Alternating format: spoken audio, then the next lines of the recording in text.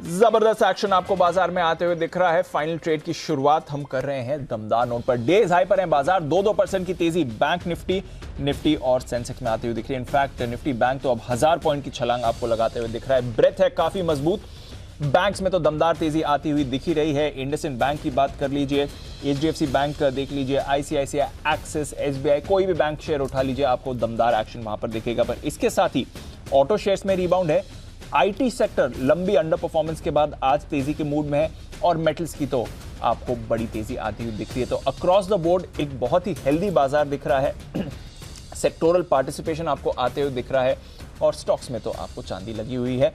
Global cues भी है मजबूत, 350 अंकों से ज्यादा की तेजी आपको डाउ फ्यूचर्स दिखा रहे हैं। कल 750 अंकों का उछाल आया था। तो क्या करना है इस तेजी में और कल की छुट्टी से पहले कैसे बनानी है अपनी पोजीशन, कहां जाएंगे यहां से बाजार, कौन से हैं अहम लेवल्स, आइए जानते हैं। ये सब करते हैं शो की शुरुआत अनिल जी के साथ। Good afternoon sir. Very good afternoon. Very good afternoon, very very good afternoon. जिस मजबूती से छोड़ के गए थे उससे ज्यादा मजबूत बाजार अब हम आखिरी 1.5 घंटे के लिए ले रहे हैं। जबरदस्त एक्शन। बिल्कुल। और दीप, सबसे बढ़िया बात है कि हमारी मजबूती को फॉलो करता हुआ दिख रहा है डाउ। और आखिरी 1.5 घंटे में जाने के पहले, और स्पेशली जब कल छुट्टी का दिन है और परसों वायदा कारोबार की वीकली एक्सपायरी, एक तो इस बार लग ही नहीं रहा वीकली एक्सपायरी। एक दिन काम किया पहले हफ्ते सीरीज ने, 2 दिन आराम किया, कल काम किया, आज तो आराम जैसा ही फील आ रहा है, काम जैसा फील। कल काम किया था भाई। तो आज सुबह का शो इतना टाइट था, इतना पेसी था, इतने एक्सपर्ट्स, लेकिन थकान नहीं आई, मजा आया बल्कि। हाँ, मतलब ये है कि पॉजिटिविटी हो, माहौल ऐसा खुशनुमा हो तो काम कितना भी करो थकान नहीं आती। चलिए आखिरी 1.5 घंटे में भी नहीं आएगी। और दीप, जो डेटा मुझे नजर आ रहे हैं अभी, एक चीज जरूर कहना चाहता हूँ कि कोशिश ये है बाजार की कि दिन की ऊंचाइयों पर जाकर बंद होंगे। ओ वाओ, हाँ, ये बड़ा डेटा में नजर आ रहा है, पहली चीज। दूसरी चीज जो है दीप की, डेटा में यहाँ से नीचे की रिस्क 50 पॉइंट से ज्यादा की नहीं दिख रही। अच्छा, तो फिसले भी तो कम ही फिसले। हाँ, मतलब 17,200 के नीचे की रिस्क अभी तो डेटा में नहीं दिख रही। विस्तार से मैं 2:30 बजे बताऊंगा, लेकिन मैंने सोचा कि थोड़ा सा एक हिंट दे दें, झलक, नमूना वो तो आना चाहिए। ठीक है, तो एक ये। दूसरी चीज जो दिन की ऊंचाइयों पर जाने की संभावना दिख रही है। और तीसरी चीज जो है वो इंटरेस्टिंग, वो ये है कि ब्रॉडर मार्केट का एक्शन और बढ़ने की संभावनाएं दिख रही है। अच्छा, हाँ, कैश मार्केट के एक्शन में और बढ़ोतरी होने की संभावना दिख रही है। और चौथी और आखिरी चीज है जो अगले 1.5 घंटे के लिए और स्पेशली आधा घंटे के लिए, 2:30 बजे तो वैसे भी मैं फिर से बोलूंगा, बैंक निफ्टी पर सिर्फ और सिर्फ एक लेवल पे नजर रखिए, वो है 39,000। पिछले 2-2.5 घंटे से 39,000 के 50 पॉइंट ऊपर, 50 पॉइंट नीचे की रेंज में ये ट्रेड करता हुआ दिख रहा है। बिल्कुल। और ये आज आखिरी 1-1.5 घंटे में कुछ बड़ा करने की तैयारी में। अच्छा, बैंक निफ्टी। और उसका कारण है कुछ इंटरेस्टिंग डेटा बनते हुए दिख रहा है। 39,000 के लेवल पर पुट और कॉल दोनों में बराबरी का एक्शन है। और आप सोचिए वहीं पर हैं।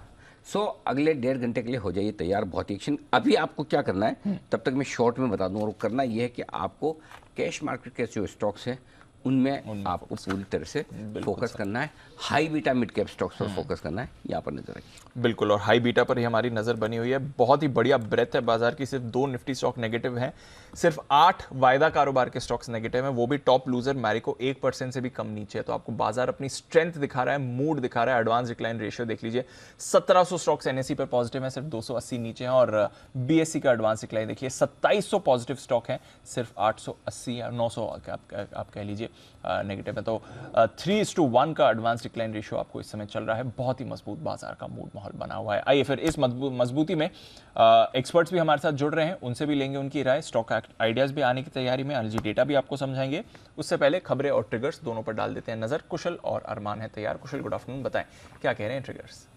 बिल्कुल दीप, आज तो बाजार में जिस तरह का ट्रिगर बना हुआ है उससे बड़ा आज के लिए तो कोई ट्रिगर नहीं है डेफिनेटली। कल के लिए यहाँ पर दशहरा के मौके पर ऑफ कोर्स ट्रेडिंग हॉलीडे रहने वाला है। साथ ही सामवर्धन मदरसन इंटरनेशनल बोनस इशू 1:2 के अनुपात में ये जो जारी किया था इन्होंने, ये इसकी रिकॉर्ड डेट है। यूरोप के लिहाज से यूरोपियन सेंट्रल बैंक की नॉन मॉनेटरी पॉलिसी मीटिंग है, साथ ही ओपेक प्लस की बैठक है। ये कच्चे तेल पर अहम बैठक होने वाली है, जहाँ पर 1 मिलियन बैरल्स पर डे से रिडक्शन होते हुए दिख सकते हैं। तो देखना होगा कि क्या फैसला वहाँ से निकल कर आता है। 6 अक्टूबर गुरुवार यहाँ पर होटल और रेस्टोरेंट्स उसके जो सर्विस चार्ज मामला है उस पर दिल्ली हाई कोर्ट की सुनवाई भी होने वाली है और एक्स डेट करेंगे एशियन होटल्स ईस्ट के शेयर, जो बोनस शेयर इन्होंने जारी किए थे। ग्लोबल इवेंट के लिहाज से यूरोप के अगस्त महीने के जो रिटेल सेल्स आंकड़े हैं वो आपके सामने आते हुए नजर आएंगे, तो यहाँ पर फोकस रखना है। और अंत में शुक्रवार 7 अक्टूबर जहाँ पर इलेक्ट्रॉनिक मार्ट्स इंडिया का IPO ये बंद होता हुआ नजर आएगा। साथ साथ रुचिरा पेपर बोनस शेयर जो इन्होंने जारी किए थे उसकी एक्स डेट है, रिकॉर्ड डेट है SP एपरल्स के बाईबैक की, एंड ग्लोबल इवेंट के लिहाज से सितंबर महीने का जॉब्स डेटा US में और EU यूरोपियन यूनियन के लीडर्स समिट भी 7 तारीख यानी कि शुक्रवार को होने वाले हैं। तो ग्लोबल और लोकल दोनों ही इवेंट्स इंपॉर्टेंट रहेंगे बाजार के लिए, बट जो इतना अच्छा स्टॉक स्पेसिफिक एक्शन दिख रहा है इसमें खबरों के दम पर कौन से स्टॉक्स मूव कर रहे हैं ये भी एक बार जानते हैं अरमान के साथ। गुड आफ्टरनून अरमान, बताइए। L&T को लगभग 1000 से 2500 करोड़ का एक ऑर्डर मिलता हुआ दिखा है। ये पावर ट्रांसमिशन डिस्ट्रीब्यूशन कारोबार के लिए जो है ये ऑर्डर मिलता हुआ दिखा है। HDFC बैंक इनके Q2 के अपडेट आए हैं जिसमें अगर लोन एडवांसेस देखेंगे वहाँ पर 6.1% की बढ़ोतरी है, वहीं डिपॉजिट में भी लगभग 4% का उछाल आया है। फोर्स मोटर्स यहाँ पर जो घरेलू बिक्री अगर आप देखेंगे तो वो लगभग 32% बढ़कर आई है और अगर एक्सपोर्ट्स की बात करेंगे वो भी 227 यूनिट्स पर आते हुए दिखे हैं। नेटको फार्मा CTPR कॉम्बिनेशन वाले एग्रो प्रोडक्ट्स जो हैं वो इन्होंने भारत में लॉन्च किए हैं और उसी के साथ साथ अगर TCS पे बात करेंगे तो नेशनल रोबोटेरियम के साथ इन्होंने करार किया है और ये AI रिसर्च जो है उसके लिए करार किया गया है।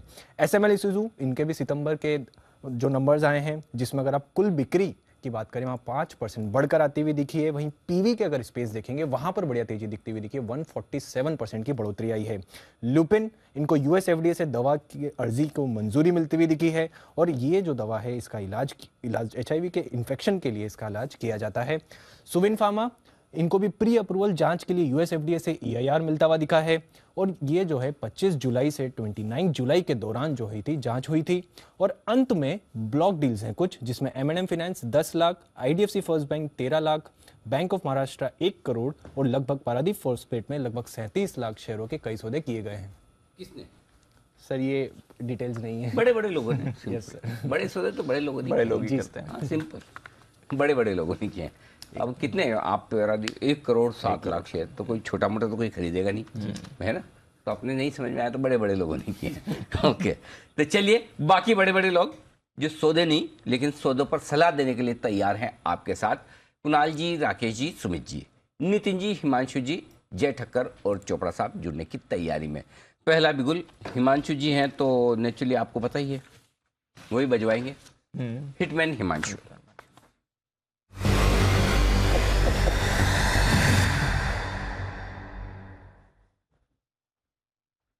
हिमांशु जी तो आज सुबह भी थे ना? अच्छा, सुबह तो SPL में थे। ओके, गुप्ता जी थे सुबह। गुप्ता जी थे। अभी हिमांशु जी हमारे साथ है।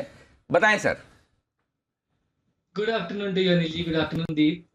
अनिल जी, ब्रेकआउट आ रहा है यूनाइटेड फॉस्फोरस के चार्ट में UPL में, तो यहाँ पर ऑप्शन के जरिए ट्रेड लेंगे हम। 690 के स्ट्राइक का कॉल ऑप्शन खरीदेंगे जो लगभग 20, 50, 21 रुपए के आसपास ये ट्रेड कर रही है। यहाँ पर 18 रुपए के नीचे का स्टॉप लॉस मेंटेन करना है। पहला टारगेट रहेगा 28.5 रुपए का, दूसरा टारगेट रहेगा 35 रुपए का। और अनिल जी मेरा ऐसा मानना है कि ये दोनों ही टारगेट्स थर्सडे के सेशन तक आते हुए नजर आ सकते हैं। अगर हम डेली चार्ट देखें तो वहां पर एक इन्वर्टेड हेड एंड शोल्डर का ब्रेकआउट यहां पर आते हुए नजर आया है। साथ ही साथ डेरिवेटिव्स में बहुत ही अच्छे से अनवाइंडिंग देखने को मिल रही है।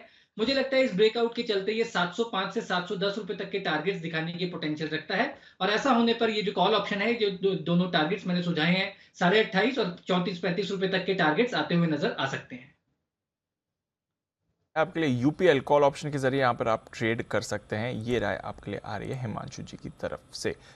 एक्शन में भरपूर और काउंटर्स आपको दिखेंगे। L&T फाइनेंस, इस पर एक अच्छा मूवमेंट आपको आते हुए दिख रहा है और 6.5% ऊपर L&T फाइनेंस इस समय दिख रहा है। कुणाल जी भी हैं हमारे साथ। कुणाल जी, जरा L&T फाइनेंस का चार्ट देखें सर। Good afternoon. क्या एक्सपेक्ट करना है यहाँ पर? Banks financials of course leadership दिखाई रहे हैं आज। बिल्कुल दीपांशु, आज जिस तरह का मोमेंटम M&M फाइनेंस में बनता हुआ हमने देखा है, बिल्कुल वैसा ही मोमेंटम आपको L&T फाइनेंस में भी काफ़ी समय बाद दिख रहा है। और यहाँ पर भी नीचे के लेवल्स पर एक अच्छा खासा बेस बना, एक पैटर्न भी बना चार्ट पर जिसका ब्रेकआउट आता हुआ दिख रहा है। तो मुझे लगता है कि और तेजी बनेगी। 82 से पहले कोई बड़ा रेजिस्टेंस नहीं है, तो मुझे लगता है और 4-5 रुपए की तेजी की पूरी संभावना है। जिन्होंने आज लिया हुआ है अब एक टाइट स्टॉप लॉस 76-50 के आसपास रखें और ऊपर मुझे लगता है 82 तक जाने की पूरी संभावनाएं बने रही है। ओके, तो ये है आपके लिए L&T फाइनेंस, जहां पर रखनी है नजर, इस पर भी अच्छा एक्शन। ओके, तो ये है आपके लिए। और इस बीच सिद्धार्थ सेदानी साहब हमारे साथ जुड़ रहे हैं स्पेशल अपनी नवरात्रि पिक देने के लिए। बिगुल के साथ करते हैं स्वागत। सुप्रसिद्ध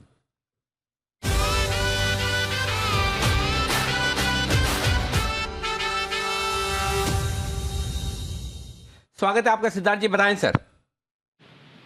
बहुत बहुत धन्यवाद अनिल जी, आपने मौका दिया ये स्पेशल अपीयरेंस पे। तो कल दशहरा का दिन है अनिल जी, तो कुछ मीठा और कुछ नमकीन दोनों हो जाए। अच्छा, मीठा तो समझ रहा, नमकीन भी? जी अनिल जी, दशहरा के दिन फाफड़ा जलेबी खाया जाता है, तो फाफड़ा होता है नमकीन और जलेबी तो मीठा ही है। बिल्कुल ठीक बात है। कल तो फाफड़ा जलेबी का दिन, फाफड़ा जलेबी का दिन है। काफी लोग मुझे ऐसा गिफ्ट भेजते हैं फाफड़ा जलेबी का। जी सिद्धार्थ जी। तो पहले मैं जलेबी मीठा से चालू करूंगा। मतलब स्टेडी स्टॉक है, मीठा है, बहुत अच्छा है और आपको रिटर्न अच्छा देके जाएगा।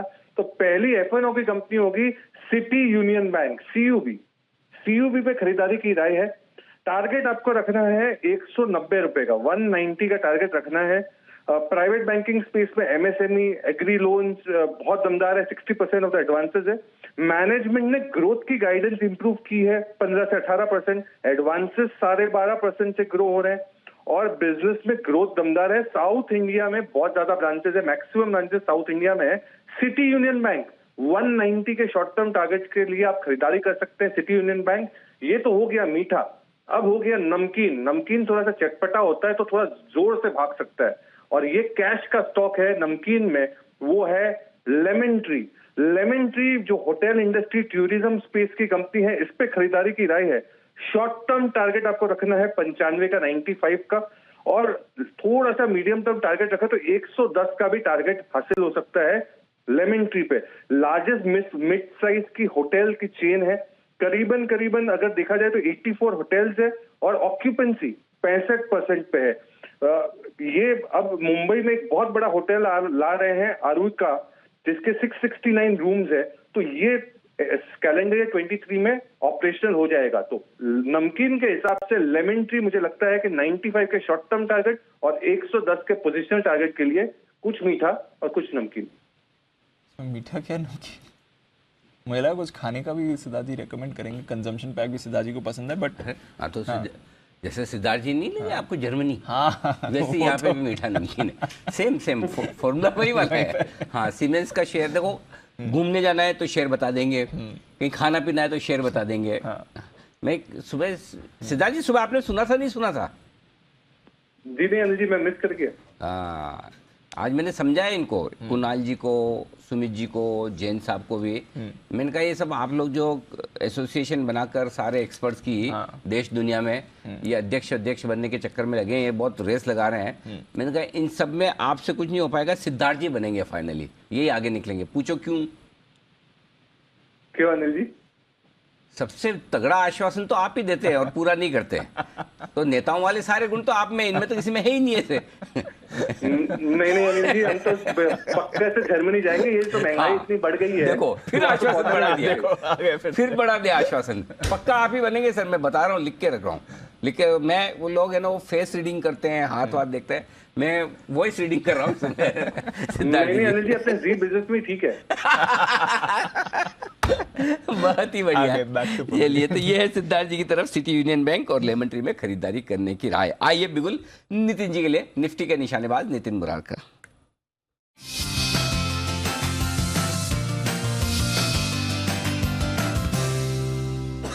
जी नितिन जी बताएं सर। अनिल जी, यहाँ पे ट्रेड होगा एक्सिस बैंक में, और एक्सिस बैंक में 740 की कॉल ऑप्शन जो 24 रुपए में मिल रही है, इसे खरीदने की सलाह होगी और इसके टारगेट होंगे 36 रुपए का और स्टॉप लॉस होगा 17 रुपए का।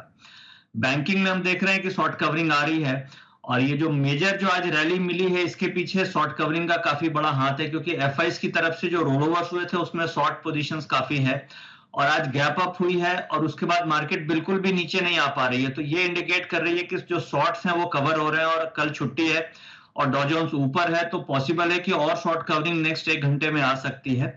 और तो व्यू ओवरऑल बैंकिंग का और निफ्टी का पॉजिटिव है। और एक्सिस बैंक की हम कॉल ऑप्शन ले रहे हैं 740 की, जिसके टारगेट्स होंगे करीब 36 रुपए का और स्टॉप लॉस होगा 17 रुपए का। ओके, तो यह एक्सिस बैंक 24 रुपए में खरीदे, 740 की कॉल, अच्छे रिटर्न्स आपको यहां पर आ सकते हैं। बैंक सी लीडरशिप दिखा रहे हैं। आइए चलते हैं सुमित जी के पास और देखते हैं उनको क्या है पसंद। बिगुल सुमित के सुपर हिट।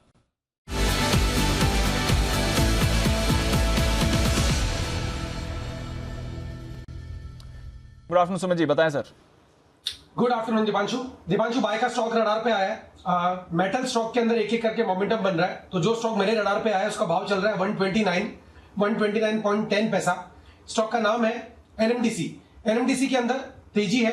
जब मेटल्स में लास्ट कुछ दिनों में थोड़ी सी गिरावट आई तो एनएमडीसी ने सस्टेन किया और मेरे को लग रहा है कि एनएमडीसी यहां से वापस से ऊपर का मूव दिखाने को तैयार है। यहाँ पे सीएमपी पे खरीदारी करें। 125 रुपए इसका नीचे में सपोर्ट है, 125 इसका नीचे में स्टॉप लॉस बनेगा।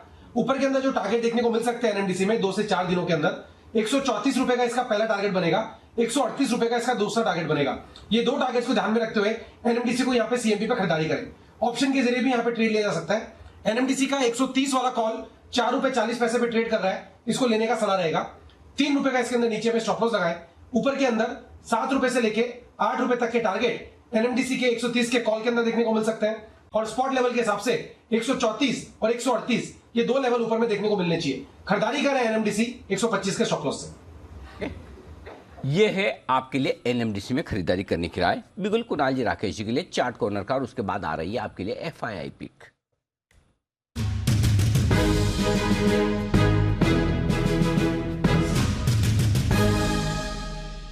बताएं सर।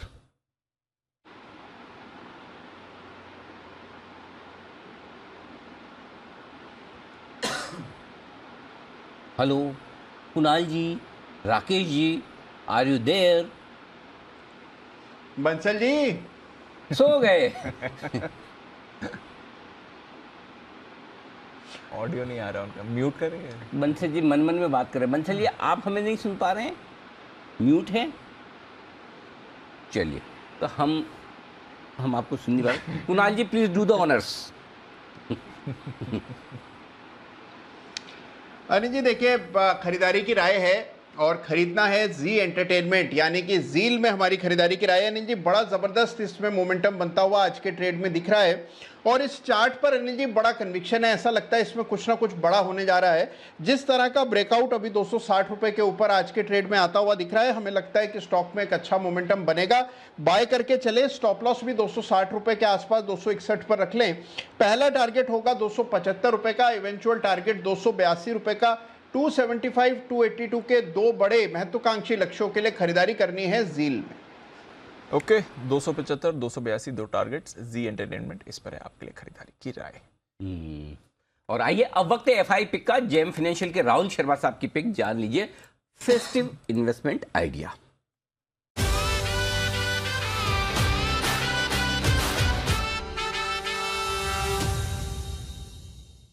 हमारा टॉपिक इस अवसर पर रहेगा बजाज फाइनेंस। फेस्टिव सीजन बहुत जोरों शोरों से शुरू हो चुका है और हमें लगता है कि इसका कहीं ना कहीं रिफ्लेक्शन बजाज फाइनेंस के शेयर प्राइस पर दिखाई देगा। तो बजाज फाइनेंस को 7500 से लेके 7800 की रेंज में अक्यूमुलेट करें। हमें लगता है कि यहाँ से 8500 से लेके 10,000 रुपए तक के टारगेट्स आपको बजाज फाइनेंस में देखने को मिल सकते हैं। एज अ स्टॉप लॉस 6900 का स्टॉप लॉस लगाइए लॉन्ग पोजीशंस के लिए और यहाँ पर इन्वेस्टमेंट के लिए डिलीवरी में बाय कीजिए बजाज फाइनेंस। ओके, तो ये है बजाज फाइनेंस, यहाँ पर खरीदारी करने की राय राहुल शर्मा जी की तरफ से आती हुई दिख रही है। तो ये है आपके लिए अब तक का पूरा एक्शन। वरुण भी हमारे साथ तैयार है एक्शन के लिए। और वरुण बताइए क्या रिसर्च लेके आए हैं? अनिल जी, M&M फाइनेंस आज का स्टार ऑफ द डे। गजब की तेजी इस काउंटर में देखने मिल रही है और शायद लोग अब भूल चुके हैं जो थोड़े दिन पहले इशू हुआ था इस कंपनी के साथ, जहाँ पे इनके थर्ड पार्टी के लिए बंद कर दिया गया था। खाली वो एक इशू जो आया था रिकवरी वाला, हाँ, एक दिन हुआ, उसके बाद भूल गए और अब देखिए किस तरह की रिकवरी देखने मिल रही है। बेसिकली ये इसके लिए है क्योंकि इन्होंने जो क्वार्टरली अपडेट दिया है वो काफ़ी अच्छा है। अगर आप देखेंगे तो डिसबर्समेंट में करीब 110% के आसपास की बढ़ोतरी जो इस कंपनी में देखने मिली है, 4080 करोड़ के आसपास ही आया है। एसेट बुक जो है उसमें मंथ ऑन मंथ करीब 3% के आसपास की बढ़ोतरी है। साल दर साल 16%, क्वार्टर ऑन क्वार्टर करीब 14% के आसपास की बढ़ोतरी जो है वो देखने मिली है। कलेक्शन एफिशिएंसी जो है इस कंपनी का लगातार सुधरती जा रही है। अगस्त के महीने में करीब 96% के आसपास थी, अब करीब 98% के आसपास की है। वहीं कंपनी के स्टेज 3 NPA जो है करीब करीब 8% से गिर के 7% के आसपास आए हैं और कंपनी का कहना है कि कंपनी के पास लिक्विडिटी जो है वो पर्याप्त है। करीब 3 महीने के आसपास की लिक्विडिटी जो है वो कंपनी के पास अभी भी है। और इसके बाद ब्रोकरेज हाउसेस जो है उन्होंने भी यहाँ इसके जो अपडेट है उसको थम्स अप दिया है। इनका कहना है कि कंपनी के ग्रोथ में अच्छा खासा रिवाइवल देखने मिल रहा है, लोन बुक जो है उसमें सुधार है, डिसबर्समेंट जो है उसमें बेहतरीन बढ़ोतरी हुई है और एसेट क्वालिटी सबसे इंपॉर्टेंट तो ये है जहां पे लगातार सुधार देखने मिल रहा है। कलेक्शन एफिशिएंसी की भी इन्होंने तारीफ की और साथ ही साथ FY25 के लिए जो गाइडेंस है उसके ऊपर ब्रोकरेज हाउसेस को ज्यादा भरोसा है। लेकिन इतना होने के बाद भी किसी ने अपना टारगेट नहीं बढ़ाया है, जो टारगेट है वही रखा है। बैंक ऑफ अमेरिका खरीदारी की सलाह है लक्ष्य 245, मॉर्गन स्टैनली ओवरवेट की रेटिंग है 225 के आसपास के लक्ष्य इनके भी है। तो ओवरऑल अपडेट इनका काफी अच्छा है, ब्रोकरेज हाउसेस को भी अच्छा लगा, लक्ष्य भी ऊपर के है लेकिन किसी ने बदलाव नहीं किया है, ये भी आपको बता देता हूँ।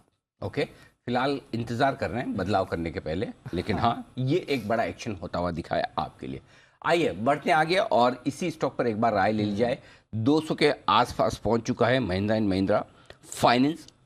आगे का एक्शन क्या हो सकता है नितिन जी, जरा चार्ट्स देखिए या फिर वायदा कारोबार के आंकड़े, चूंकि 10-11% और टॉप गेनर है आज वायदा कारोबार का, बताएं सर। देखिए जी, महिंद्रा एंड महिंद्रा फाइनेंस में काफी हद तक शॉर्ट कवरिंग है। अगर आज वॉल्यूम्स भी देखेंगे तो बहुत जबरदस्त वॉल्यूम के साथ इसमें शॉर्ट कवरिंग हुई है, क्योंकि ये जो गिरा था उसमें वॉल्यूम्स काफी थे और शॉर्ट ओपन इंटरेस्ट बिल्डअप था। तो ये पॉसिबल है कि वापस 215-220 तक जाना चाहिए और स्टॉप लॉस यहाँ पे 192 के आसपास बनता है। वो स्टॉप लॉस रख करके इसकी कॉल ऑप्शन भी एक्टिव मिल जाएगी, वहां पे ट्रेड कर सकते हैं। जो टारगेट बन रहा है वो 215 से 220 के रेंज के टारगेट बन सकते हैं।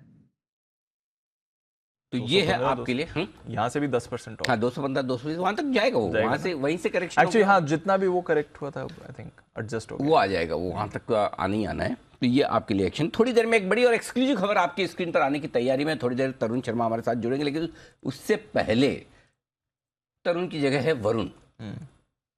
वरुण तैयार है एक बार? हाँ अनिल जी बिल्कुल तैयार है। कितनी लिंक्स के लिए तैयार है, मतलब अनिल एक जी साथ बता। अभी तो एक और है, हाँ बाहर जाके वापस आऊंगा और 2-4 लाऊंगा। अच्छा, बाहर जाके लिंक लेके आते क्या करते हैं? तैयार करनी पड़ती है अनिल जी। वरुण अपने खजाने में से कुछ और लिंक लेकर आएंगे, लेकिन उससे पहले डिलीवरी, जिसे मतलब जैसे काफी लोग डिलीवरी भी बोलते हैं, मतलब बोलने में आसानी रहती है। वैसे तो उन काम भी डिलीवरी का ही है, लेकिन दिल्ली की कंपनी तो डिलीवरी बनाया उन्होंने, थोड़ा क्रिएटिविटी लगाई है। राइट। अब इस क्रिएटिविटी में तो ठीक है, लेकिन सारे ब्रोकरेजेस अचानक से U turn, national logistic policy आ गई, सबको लगता है भाई अरे वाह ये सब लॉजिस्टिक वाले शेयर तो बड़े चलेंगे, दौड़ेंगे, भागेंगे, लेकिन अचानक सारे ब्रोकरेज यू टर्न ले रहे हैं, सब नेगेटिव हो रहे हैं। अच्छा नेगेटिव हो रहे हैं, ठीक है, ये भी यू टर्न ले रहा है, स्टॉक भी नेगेटिव होने के बाद 3% ऊपर है, तो बड़ा इंटरेस्टिंग है स्टॉक। जरा वरुण बताइए क्या है डिटेल्स। तो अनिल जी यू टर्न में इसके लिए कह रहा हूँ क्योंकि मुझे याद है कि करीब करीब जुलाई के आसपास तक, अगर आप देखते हैं मई में इस कंपनी का IPO आया था, उसके बाद मुझे याद है लगातार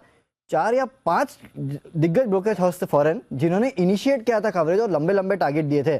आप देखिए जुलाई तक ऑलमोस्ट, अगर मैं देखूँ CLSA initiate 691, Credit Suisse, bank of America Merrill Lynch, Goldman, Morgan Stanley, इन सब ने कवरेज जो है शुरू किया था और 540 से 700 रुपए के आसपास के टारगेट जो है वो ये दे रहे थे। लेकिन अचानक एकाएक अगर आप देखेंगे तो पिछले 2 दिनों में 2 दिग्गज ब्रोकिंग हाउसेस, एक तो सिटी और दूसरा गोल्डमैन सैक्स, इन दोनों ने इस कंपनी का जो प्राइस टारगेट है उसको घटाया है और यहाँ पे डाउनग्रेड किया है। आप गोल्डमैन को अगर आप देखेंगे तो यहाँ पे इस कंपनी को डाउनग्रेड किया गया है।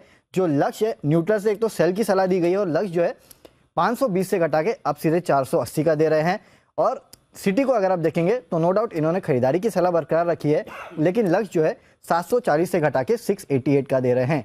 बेसिकली दोनों कंपनियां जो है या फिर दोनों ब्रोकरेज हाउस जो है इस कंपनी के जो पार्सल कारोबार है उसको लेकर चिंतित है। इस कंपनी की कुल आय में से अगर आप देखेंगे तो करीब करीब 60% के आसपास का जो है ई-कॉमर्स पार्सल कारोबार से आता है और इनका कहना है कि आगे चल के पार्सल कारोबार में जो ग्रोथ है उसमें कमी आ सकती है। गोल्डमैन ने FY24 और 25 का जो अनुमान है उसको घटाया है, आय में 6 से 7% के आसपास की कटौती की है, एबिटा में इनके अनुमान में 20 से 28% के आसपास की कटौती की है। वहीं सिटी का भी यही कहना है कि इनका जो ई-कॉमर्स का पार्सल का कारोबार है वहां पे दिक्कत हो सकती है और आगे चल के वॉल्यूम जो है उसमें इन्होंने 6% के आसपास की कटौती कर दी है। और इसके चलते लगातार 2 दिन में अगर आप देखेंगे तो 2 दिग्गज ब्रोकरेज हाउसेस जो है उन्होंने इस कंपनी को डाउनग्रेड किया है। हाल ही में अगर आप देखेंगे तो कुछ समय पहले ही गोल्डमैन ने इसके ऊपर रिपोर्ट निकाली थी, पहले 540 का टारगेट था, उसको काट के 520 का किया, अब 480 का किया। सिटी ने भी 740 से शुरू किया था, अब 688 का टारगेट दे रहे हैं। तो जो ब्रोकरेज हाउसेस 2 महीने पहले इनिशिएट कर रहे थे इस कंपनी पे कवरेज, आप अपने टारगेट जो है उसको घटाते जा रहे हैं। ये बड़ा सरप्राइजिंग है आनंद जी, 2 महीने 3 महीने में ही कह रहे हैं हाँ, कि ये जुलाई के आसपास मैंने कोलेट किया था पूरा हाँ। डेटा, वो 1 महीने के अंतराल में आया था वो पूरा। और ये तब जब पॉलिसी आ गई है। और दीप उससे बड़ी बात ये है कि लगातार हम ये भी कर रहे हैं कि ई कॉमर्स की सेल्स बहुत बढ़िया हो रही है। Exactly, और उसके बावजूद डिलीवरी को डाउनग्रेड किया जा रहा है। तो सर ब्रोकरेजेस की तरफ से भी buy on rumour sell on news हो गया है, ऐसे लग रहा है, ऐसा लग रहा है, वैसे हो गए, कवरेज भी वैसी हो गई इनकी। करेक्ट, बड़ा मामला उल्टा अजीब सा हो रहा है। लेट्स सी क्या होता है। आज ऑफ कोर्स मार्केट मजबूत है तो स्टॉक भी होल्ड आउट कर रहा है, but over a period of time काफी सारी ब्रोकरेजेस ने यहाँ पर टारगेट घटाए हैं। एक चार्ट पर भी एक बार राय ले लीजिए इस पर, डिलीवरी। बंसल जी जरा देखें सर डिलीवरी का चार्ट, हालांकि आज तो ऑफ कोर्स अच्छे मोमेंटम में है, इंपॉर्टेंट लेवल्स बताएं सर इसके लिए।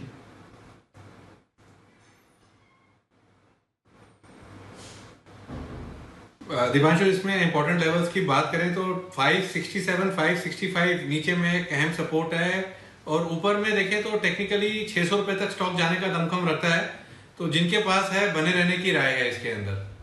चलिए, तो अगर है तो बने रहिए। चार्ट्स पर फिर भी ठीक दिख रहा है, बट हाँ ब्रोकरेजेस की तरफ से लगातार फंडामेंटल कवरेज नीचे आ रही है। बट अनिल जी एक चीज तो आज के लिए रह गई सर। क्या चीज? आज का आपका मार्केट। अरे आज का मार्केट आज का तो सबसे इंपॉर्टेंट, अरे बहुत इंटरेस्टिंग भी है। तो आज का मार्केट मंत्र, आज का रंग है गुलाबी, पिंक। और पिंक कलर जाना जाता है दीप, बहुत ही इंटरेस्टिंग कलर है जी। पिंक कलर जाना जाता है आपके जवानी के लिए, यूथफुलनेस, यस। फिर थोड़ा नटखट शरारतीपन, चंचलपन, उसके लिए भी जाना जाता है। इसके अलावा अच्छी सेहत के लिए, कहते हैं ना pink of health. Correct sir. तो अच्छी सेहत के लिए भी जाना जाता है। बिल्कुल। तो ये सारी चीजें हैं जो पिंक कलर के साथ जुड़ी। तो जब तो आज का जो मार्केट मंत्र ये है कि पिंक कलर से हमें ये सीखना चाहिए कि जवानी के दिनों से अगर अच्छा ये पिंक कलर है ना, एक और इंटरेस्टिंग चीज, मैं जब पिंक कलर की क्वालिटीज पढ़ रहा था तो उसमें एक चीज और इंटरेस्टिंग दिखी जी। ये पहले प्यार का प्रतीक है पिंक। हाँ, फर्स्ट लव। अच्छा हाँ, आप पढ़ो भाई, गूगल देव का अपना ज्ञान नहीं है, जो है गूगल से लिया भाई, ये मेरा नहीं है पर्सनल। हाँ, ऐसा कोई एक्सपीरियंस भी नहीं है और अपना पर्सनल खुद का ऑब्जर्व किया भी नहीं है, खाली गूगल से पढ़ा हुआ, बता देता हूँ, डिस्क्लेमर पहले। तो उससे हमने ये निकाला कि अगर आप जवानी के दिनों से स्टॉक मार्केट को, इन्वेस्टमेंट को, इक्विटी को अपना पहला प्यार बना लेते हैं तो आपका रिटायरमेंट बहुत ही गुलाबी होगा, हेल्दी होगा, मस्त होगा, एंजॉय करने वाला होगा, घूमने फिरने वाला होगा, और आप आराम से स्ट्रेस फ्री होकर एंजॉय करेंगे। तो ये है आज का मार्केट मंत्र। तो शुरुआत से जितना जल्दी करे उतना बेहतर। बढ़िया मंत्र ये है पिंक कलर से मार्केट में बहुत कुछ सीखने को। Pink colour, understood sir. तो चलिए, जितनी जल्दी आप मार्केट से प्यार करेंगे उतना बढ़िया आपका रिटायरमेंट रहेगा। आइए, ये है आपका मार्केट मंत्र अनिल जी की तरफ से। अब चलते हैं सुमित जी के पास और लेते हैं सुमित का सुपर हिट।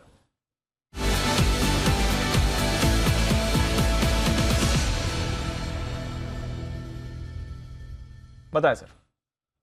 दिवांशु, अब मेरे पास एक छोटा बैंकिंग स्टॉक आया है जिसको बहुत टाइम से लोगों ने एकदम अवॉइड, इग्नोर किया हुआ है और नो किया हुआ है, लेकिन अब इस बैंक को यस करने का टाइम आ चुका है और इस बैंक के नाम में भी है यस, और यस स्टॉक का नाम है यस बैंक। यस बैंक के अंदर 1 साल के कंसोलिडेशन का ब्रेकआउट देखने को मिला है। ये थोड़ा सा पोजिशनल व्यू लेके इसमें काम करना है, 2-5 दिन के लिए काम नहीं करना है। ये स्टॉक को यहाँ पे खरीदारी करें यस बैंक को, जो कि 16 रुपए 10 पैसे पे अभी ट्रेड कर रहा है। इसके अंदर वीकली चार्ट और डेली चार्ट में मुझे अच्छा मोमेंटम देखने को मिल रहा है। डेली चार्ट में पिछले 5 से 7 दिन के हाई लेवल पे आ चुका है।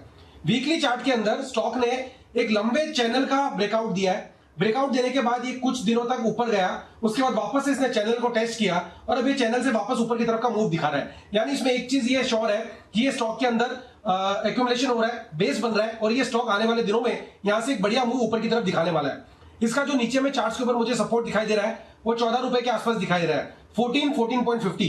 तो 14 रुपए के आसपास या 14.5 रुपए के आसपास इसका स्टॉप लॉस बनेगा। जिन्होंने पोजीशंस बना रखी है वो लोग होल्ड करें, थोड़ा सा पेशेंस रखें। आने वाले दिनों में जो इसमें ऊपर में टारगेट देखने को मिलेंगे, 18.5 रुपए का इसका पहला टारगेट बनेगा, और जो इसने 1 साल के चैनल का ब्रेकआउट दिया है उस चैनल के ब्रेकआउट के टारगेट ऊपर में बनेंगे 21 रुपए तक के। इस पे थोड़ा सा पोजीशन नजरिया रख के काम करना है। यहां पे खरीदारी करें, 14.5 के नीचे का स्टॉप लॉस लगाएं, ऊपर में 18.5 से लेके 21 रुपए तक के टारगेट यस बैंक में आने वाले समय में देखने को मिलेंगे। खरीदारी करें यस बैंक।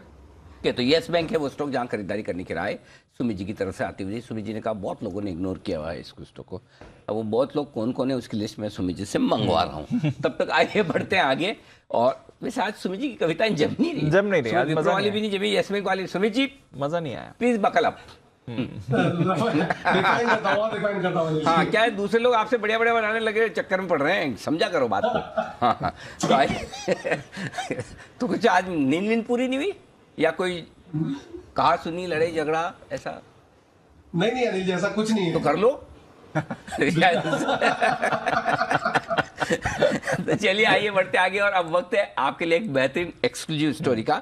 हमारे साथ जुड़ रहे हैं हमारे संवाददाता तरुण शर्मा, नई दिल्ली से लेकर आए हैं आपके लिए एक बहुत ही इंटरेस्टिंग और बड़ी खबर जो गेमिंग और कैसीनो स्टॉक्स के लिए है बेहद पॉजिटिव। तरुण बताइए।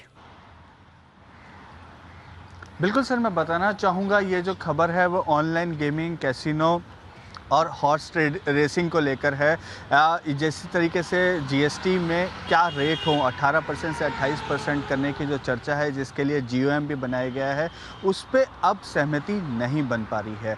बेसिकली एक कानूनी पेच यहाँ पे फंस गया है जिसकी वजह से सहमति नहीं बन पा रही है। ऑनलाइन गेमिंग की जो लॉबी है या जो ऑनलाइन गेमिंग करवाते हैं उनका ये कहना है कि आप ग्रॉस वैल्यू पे इस टैक्स को मत लगाइए, ये जो टैक्स है जो हम अपनी फीस चार्ज करते हैं उस पे लगाइए। लेकिन वहीं जो कैसीनो के जो ओनर्स हैं उनका ये कहना है कि जो भी टैक्स लगाया जाए वो नेट पे लगाया जाए, कि यदि मान लो आपने 100 रुपये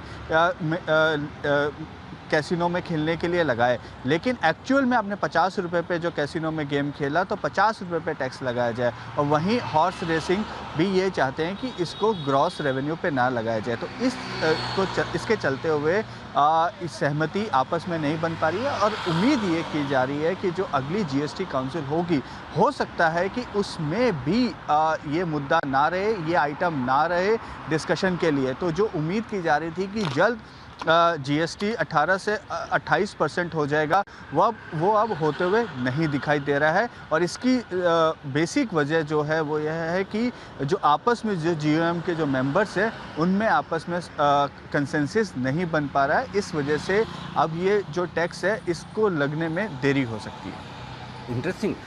दो चीज़ें इसमें, एक तो ये कि देरी वाला मामला है, दूसरा ये कि बढ़ेगा ही नहीं, 18 से 28 ही नहीं होगा। दोनों में ज़्यादा संभावना किसकी दिख रही है तरुण? देखिए सर, वित्त मंत्री खुद कह चुकी हैं कि इस तरीके की जो हॉर्स रेसिंग, ऑनलाइन गेमिंग और कैसीनो, इस पे 28% होना चाहिए। लेकिन जो कि जीएसटी जो भी लगता है वो जीएसटी काउंसिल की चर्चा के बाद ही लगता है। तो एक तरफ ये तो है कि टैक्स बढ़ेगा, लेकिन ऑनलाइन गेमिंग के लिए ये हो सकता है कि जो पैसा लगे वो सिर्फ सब्सक्रिप्शन जो आप फीस जो देते हैं ऑनलाइन प्लेयर्स को, उस पे लगे। मैं अपने दर्शकों को बताना चाहूँगा कि ये कैसे होता है। जिस तरीके से मान लीजिए सर, आप चेस खेल रहे हैं ऑनलाइन गेमिंग में और 100 रुपये आपने डाले, 100 रुपये मैंने डाले, लेकिन इसमें से जो ऑनलाइन गेमिंग की जो कंपनीज़ हैं उनको 10 रुपये आप में से जाएंगे, 10 रुपये मेरे पे से जाएंगे। तो मतलब 90 रुपये का गेम वो यहाँ पे खेलेंगे, 90 180 रुपये का। लेकिन जो टैक्स जो ऑनलाइन गेमिंग वाले जो डिमांड कर रहे हैं वो 20 रुपये पे कर रहे हैं कि 10 रुपये जो मैंने दिए, 10 रुपये जो आपने दिए। तो यहाँ पे इसी वजह से ये पेच फंसा हुआ है, क्योंकि एक सुप्रीम कोर्ट की रूलिंग भी है जो ये कहती है कि ये स्किल ऑफ गेम है। तो स्किल ऑफ गेम में आप पूरे पे टैक्स लगा पाना थोड़ा मुश्किल है। आप सब्सक्रिप्शन वाले अमाउंट पे ये पैसा टैक्स लगा सकते हैं। एक चीज़ तो ये हुई। दूसरा जो है वो सेम चीज़ कैसीनो में है। यदि आप 100 रुपये के लिए टोकन लेते हैं खेलने के लिए, लेकिन एक्चुअल में आप 50 रुपये पे ही खेल रहे हैं, तो आपकी जो नेट जो इनकम है कैसीनो ओनर की वो 50 रुपये पे है, तो वो टैक्स 100 रुपये पे क्यों दे? तो इन चीज़ों को देखते हुए, क्योंकि ये बहुत ही पेचीदा मामला होता हुआ दिखाई दे रहा है और सभी जीओएम जो मेंबर्स हैं सबके अपने स्टेट्स में भी इंटरेस्ट हैं। यदि गोवा के अंदर कैसीनो पे 28% लगता है और ग्रॉस पे लगता है तो एक बड़ा बिजनेस वहाँ से जा सकता है। तो ये भी एक रीज़न है कि जल्द उस पे लग पाना मुश्किल है। अब कुल मिला के पहली चीज़ तो है कि जल्दी होना है नहीं, और दूसरी चीज़ अगर होगा भी तो जितना नुकसान पहले सोच रहे थे उस पे नहीं लगेगा। हाँ। बेसिकली कमिश्नर और मतलब ये आधे से भी कम अमाउंट पे लगेगा, कह सकते हैं, करेक्ट?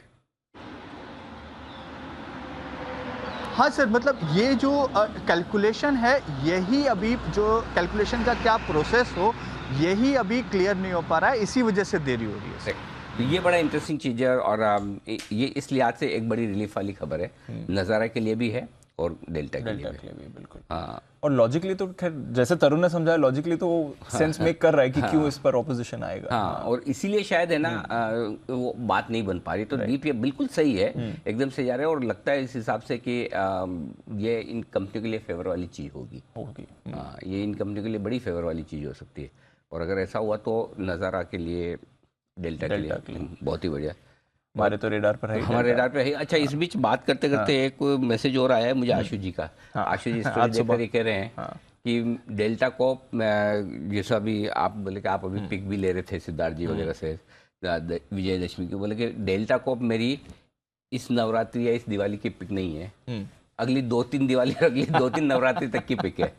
तो मतलब डेल्टा को मतलब आशु जी सुपर बुलिश है, सुपर डुपर बुलिश है। वो बोले अगले 2-3 साल के लिए, 2-3 साल, हाँ देख लो भाई, आशु जी बोल रहे हैं 2-3 साल के लिए, बोले कि और 2-3 नवरात्रि और 2-3 दिवाली तक के लिए वो सुपर बुलिश है इस पे। और तो डेल्टा पे भी और नज़ारा पे भी। एक बार जरा नज़ारा के चार्ट्स देखें कुणाल जी, स्टॉक जबरदस्त एक्शन में आता दिख रहा है। और डेल्टा के चार्ट्स किससे दिखाऊं, कौन है? हाँ, हिमांशु जी डेल्टा के चार्ट्स आप देखिए, तब तक एक बार जरा नज़ारा के चार्ट्स बताएं सर।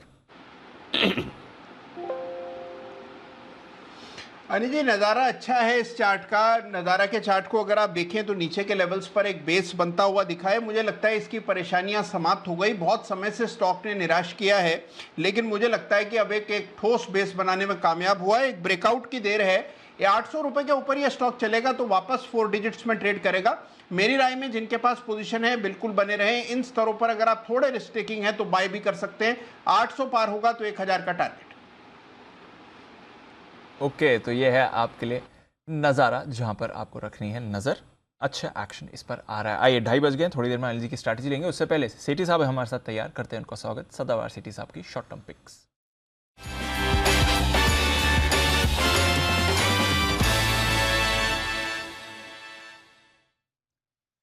गुड आफ्टरनून सेठी साहब, बहुत बहुत स्वागत है आपका। त्योहार की ढेरों बधाइयां भी सर। बताएं क्या करना है आज?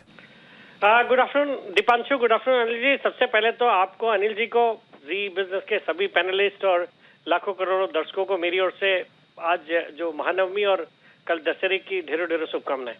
और दीपांशु, 2 स्टॉक्स हैं, एक कैश मार्केट का और एक फ्यूचर्स का स्टॉक, जिसमें खरीदारी करनी है आज। बताएं किससे करनी है शुरुआत? पहले कैश मार्केट का स्टॉक कवर करते हैं। स्टॉक जिसमें खरीदारी करनी है, स्टॉक का नाम है रेटगेन ट्रैवल, जो अभी 285 के लेवल पे ट्रेड कर रहा है। आज ये अभी डेल्टा कॉप की थोड़ी देर पहले बात हो रही थी, उसी जैसी थीम है। मतलब ट्रैवल और हॉस्पिटलिटी इंडस्ट्री को कैटर करने वाली कंपनी है, जो कि उनको SaaS meaning software as a service और DaaS meaning data as a service provide करती है।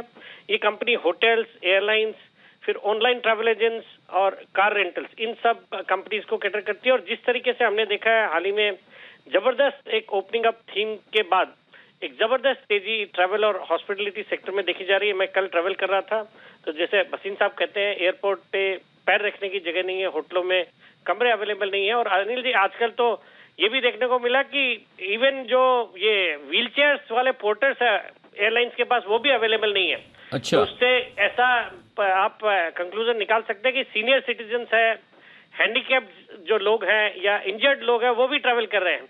तो इस तरह की जबरदस्त ट्रैवल और टूरिज्म इंडस्ट्री में डिमांड है।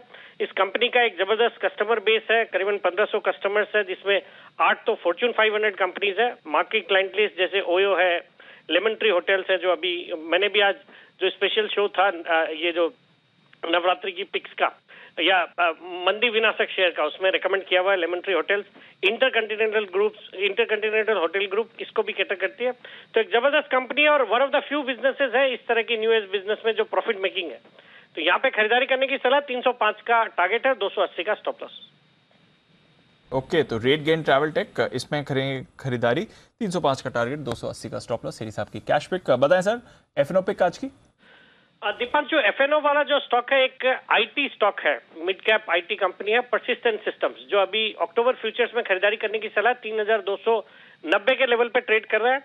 ये भी एक जबरदस्त कंपनी है। जून क्वार्टर में जहां बाकी सब कई सारी, मतलब one of the very few software companies है जिनको क्वार्टर ऑन क्वार्टर भी ग्रोथ देखने को अपने को मिली, ग्रोथ दर्ज करी है। और बाकी आप ईयर ऑन ईयर देखेंगे तो जबरदस्त एक प्रॉफिट में इजाफा दिखाया, 151 करोड़ के सामने 211 करोड़। बाकी फंडामेंटल्स बहुत अच्छे हैं, return on capital employed 24%, return on equity 21%, PAT में 3 साल का कैगर रहा है 40% का। और अब ऐसे लग रहा है जैसे वापस से ये जो आईटी वाला सेक्टर है अच्छा करने जा रहा है। कई सारे स्टॉक्स जो फ्रंटलाइन स्टॉक्स में आज एक अच्छी खासी तेजी देख रहे हैं, जैसे विप्रो है, इन्फोसिस है, और सबके अब नतीजे भी आने वाले हैं आने वाले वीक में। मुझे लगता है ये सेक्टर पे फोकस करना चाहिए और यहाँ से परसिस्टेंट सिस्टम्स में खरीदारी करने की सलाह है। मेरा इसमें शॉर्ट टर्म टारगेट है 3360 रुपए का, स्टॉप लॉस रखना 3265 का। ओके, तो ये है आपके लिए राय इस वक्त परसिस्टेंट में भी खरीदारी करने की सेठी साहब की तरफ से। वैसे आज सेठी साहब को 4 पिक्स देनी चाहिए। सेठी साहब, दीप बोल रहे हैं आपको 4 पिक्स देनी चाहिए। हाँ अनिल जी बिल्कुल, कल मैंने स्किप किया, मैं ट्रेवल कर रहा था जैसे मैंने बताया। आप तो हाईवे कहाँ नहीं मिली पैर रखने की जगह?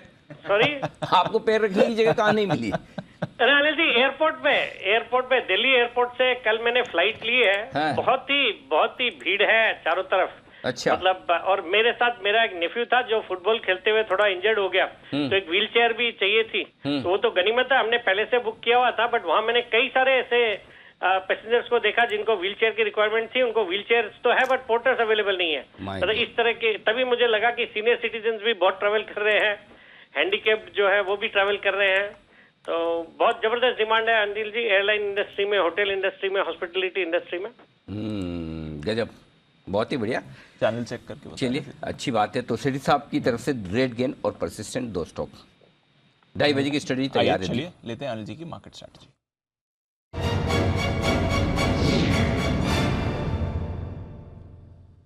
शानदार मूड में है sir global markets. Dow futures कल 750 पॉइंट्स उछलने के बाद आज सुबह आप देखिए डाउ फ्यूचर्स तेजी में है और अब डेज हाई पर ट्रेड कर रहा है। 325 पॉइंट ऊपर 1% की तेजी। नैस्डैक फ्यूचर्स 0.2% ऊपर दिख रहा है अनिल जी।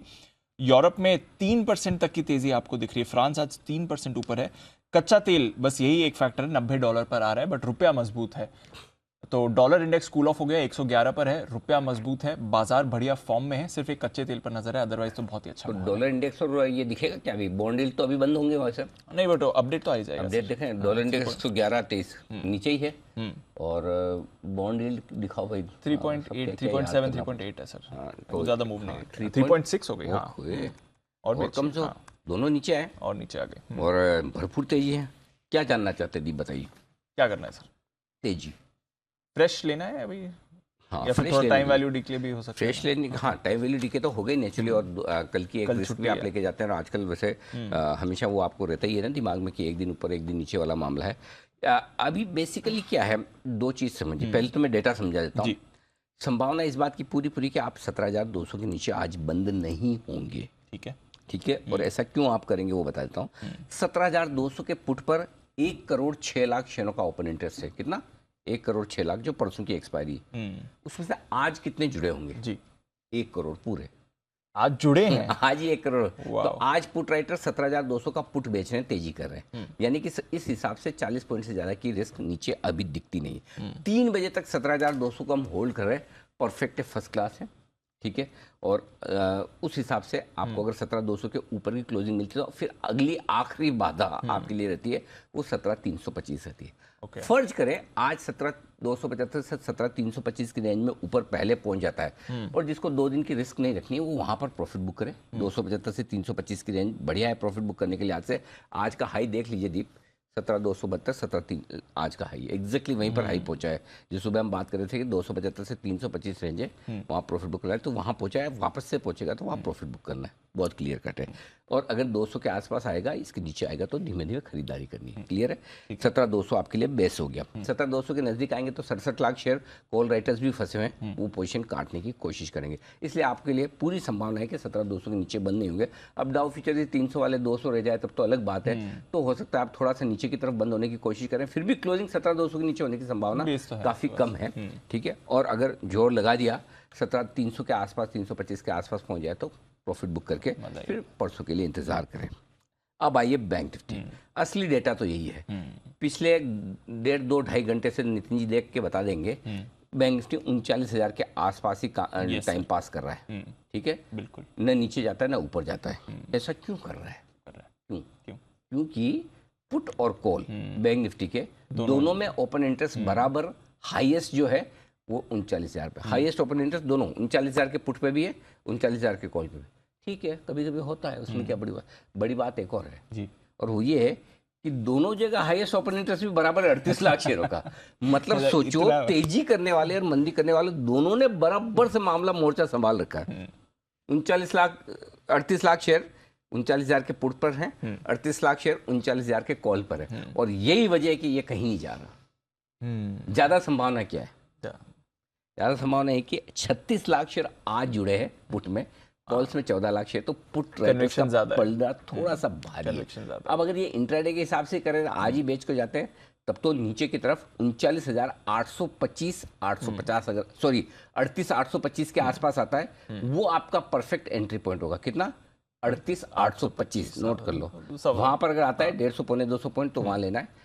और ऊपर में आज का हाई जो बैंक निफ्टी ने बनाया वो 39,177 का है, हमारा ऊपर का टारगेट वही था 39,050 से 39,225 की रेंज में, लगभग 225 के आसपास पहुंचा, तो 39,200 के आसपास पहुंचे तो आज प्रॉफिट बुक करके साइड में बैठ जाएं। ये आपके लिए स्ट्रेटेजी है। फिलहाल नई पोजीशन नहीं बनानी है, नीचे मिलेगा अगले आधे पौन घंटे में तो नीचे में नए लेंगे, और पहले ऊपर आ गया तो प्रॉफिट बुक करके इंतजार करेंगे, क्योंकि कल की छुट्टी नहीं होती तो फिर हम पक्का सोचते कि और पोजीशन बना के, कल छुट्टी तो 2 दिन के रिस्क इस तरह के। आज तेजी है इसका मतलब ये नहीं कि रिस्क खत्म हो जाती है, मंदी है इसका मतलब ये नहीं कि मंदी करने वालों की रिस्क खत्म होगी, और तेजी का मतलब ये नहीं कि तेजी करने वालों की रिस्क खत्म होगी। Exactly correct. रिस्क ओवरनाइट वाली हमेशा तो ये सीख ही लिया, या तो फिर 3:20 पे डिसाइड करेंगे कि क्या करना है। अभी शांति से बैठे। अंडरस्टूड सर, तो चले अभी शांति से बैठिए, अच्छे मूड माहौल में है बाजार, लेवल्स भी आपको सारे पता चल गए हैं। आइए, कॉल्स भरपूर आ रही हैं एक्सपर्ट्स की तरफ से। बिगुल जय ठक्कर के लिए जय का जैकपॉट।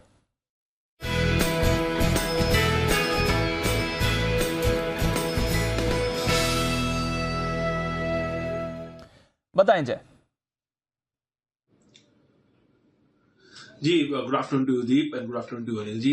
दीप, अभी सिटी साहब भी आईटी स्टॉक्स का जिक्र करके गए, और मुझे भी ऐसा लग रहा है कि ये सेक्टर में आपको बाउंस बैक देखने मिल सकता है। इसका 2100 के स्ट्राइक का कॉल ऑप्शन आप खरीदे, एम्फोसिस का लगभग 72-73 के आसपास मिल रहा है, 72-73 के आसपास ट्रेड कर रहा है। एम्फोसिस का 2100 के स्ट्राइक का कॉल ऑप्शन, यहाँ पे मुझे दीप रिस्क रिवॉर्ड बहुत ही बढ़िया लग रहा है। ऊपर में जो टारगेट निकल कर आ रहा है, फर्स्ट टारगेट इज 104 104, और दूसरा टारगेट बन रहा है 128 का।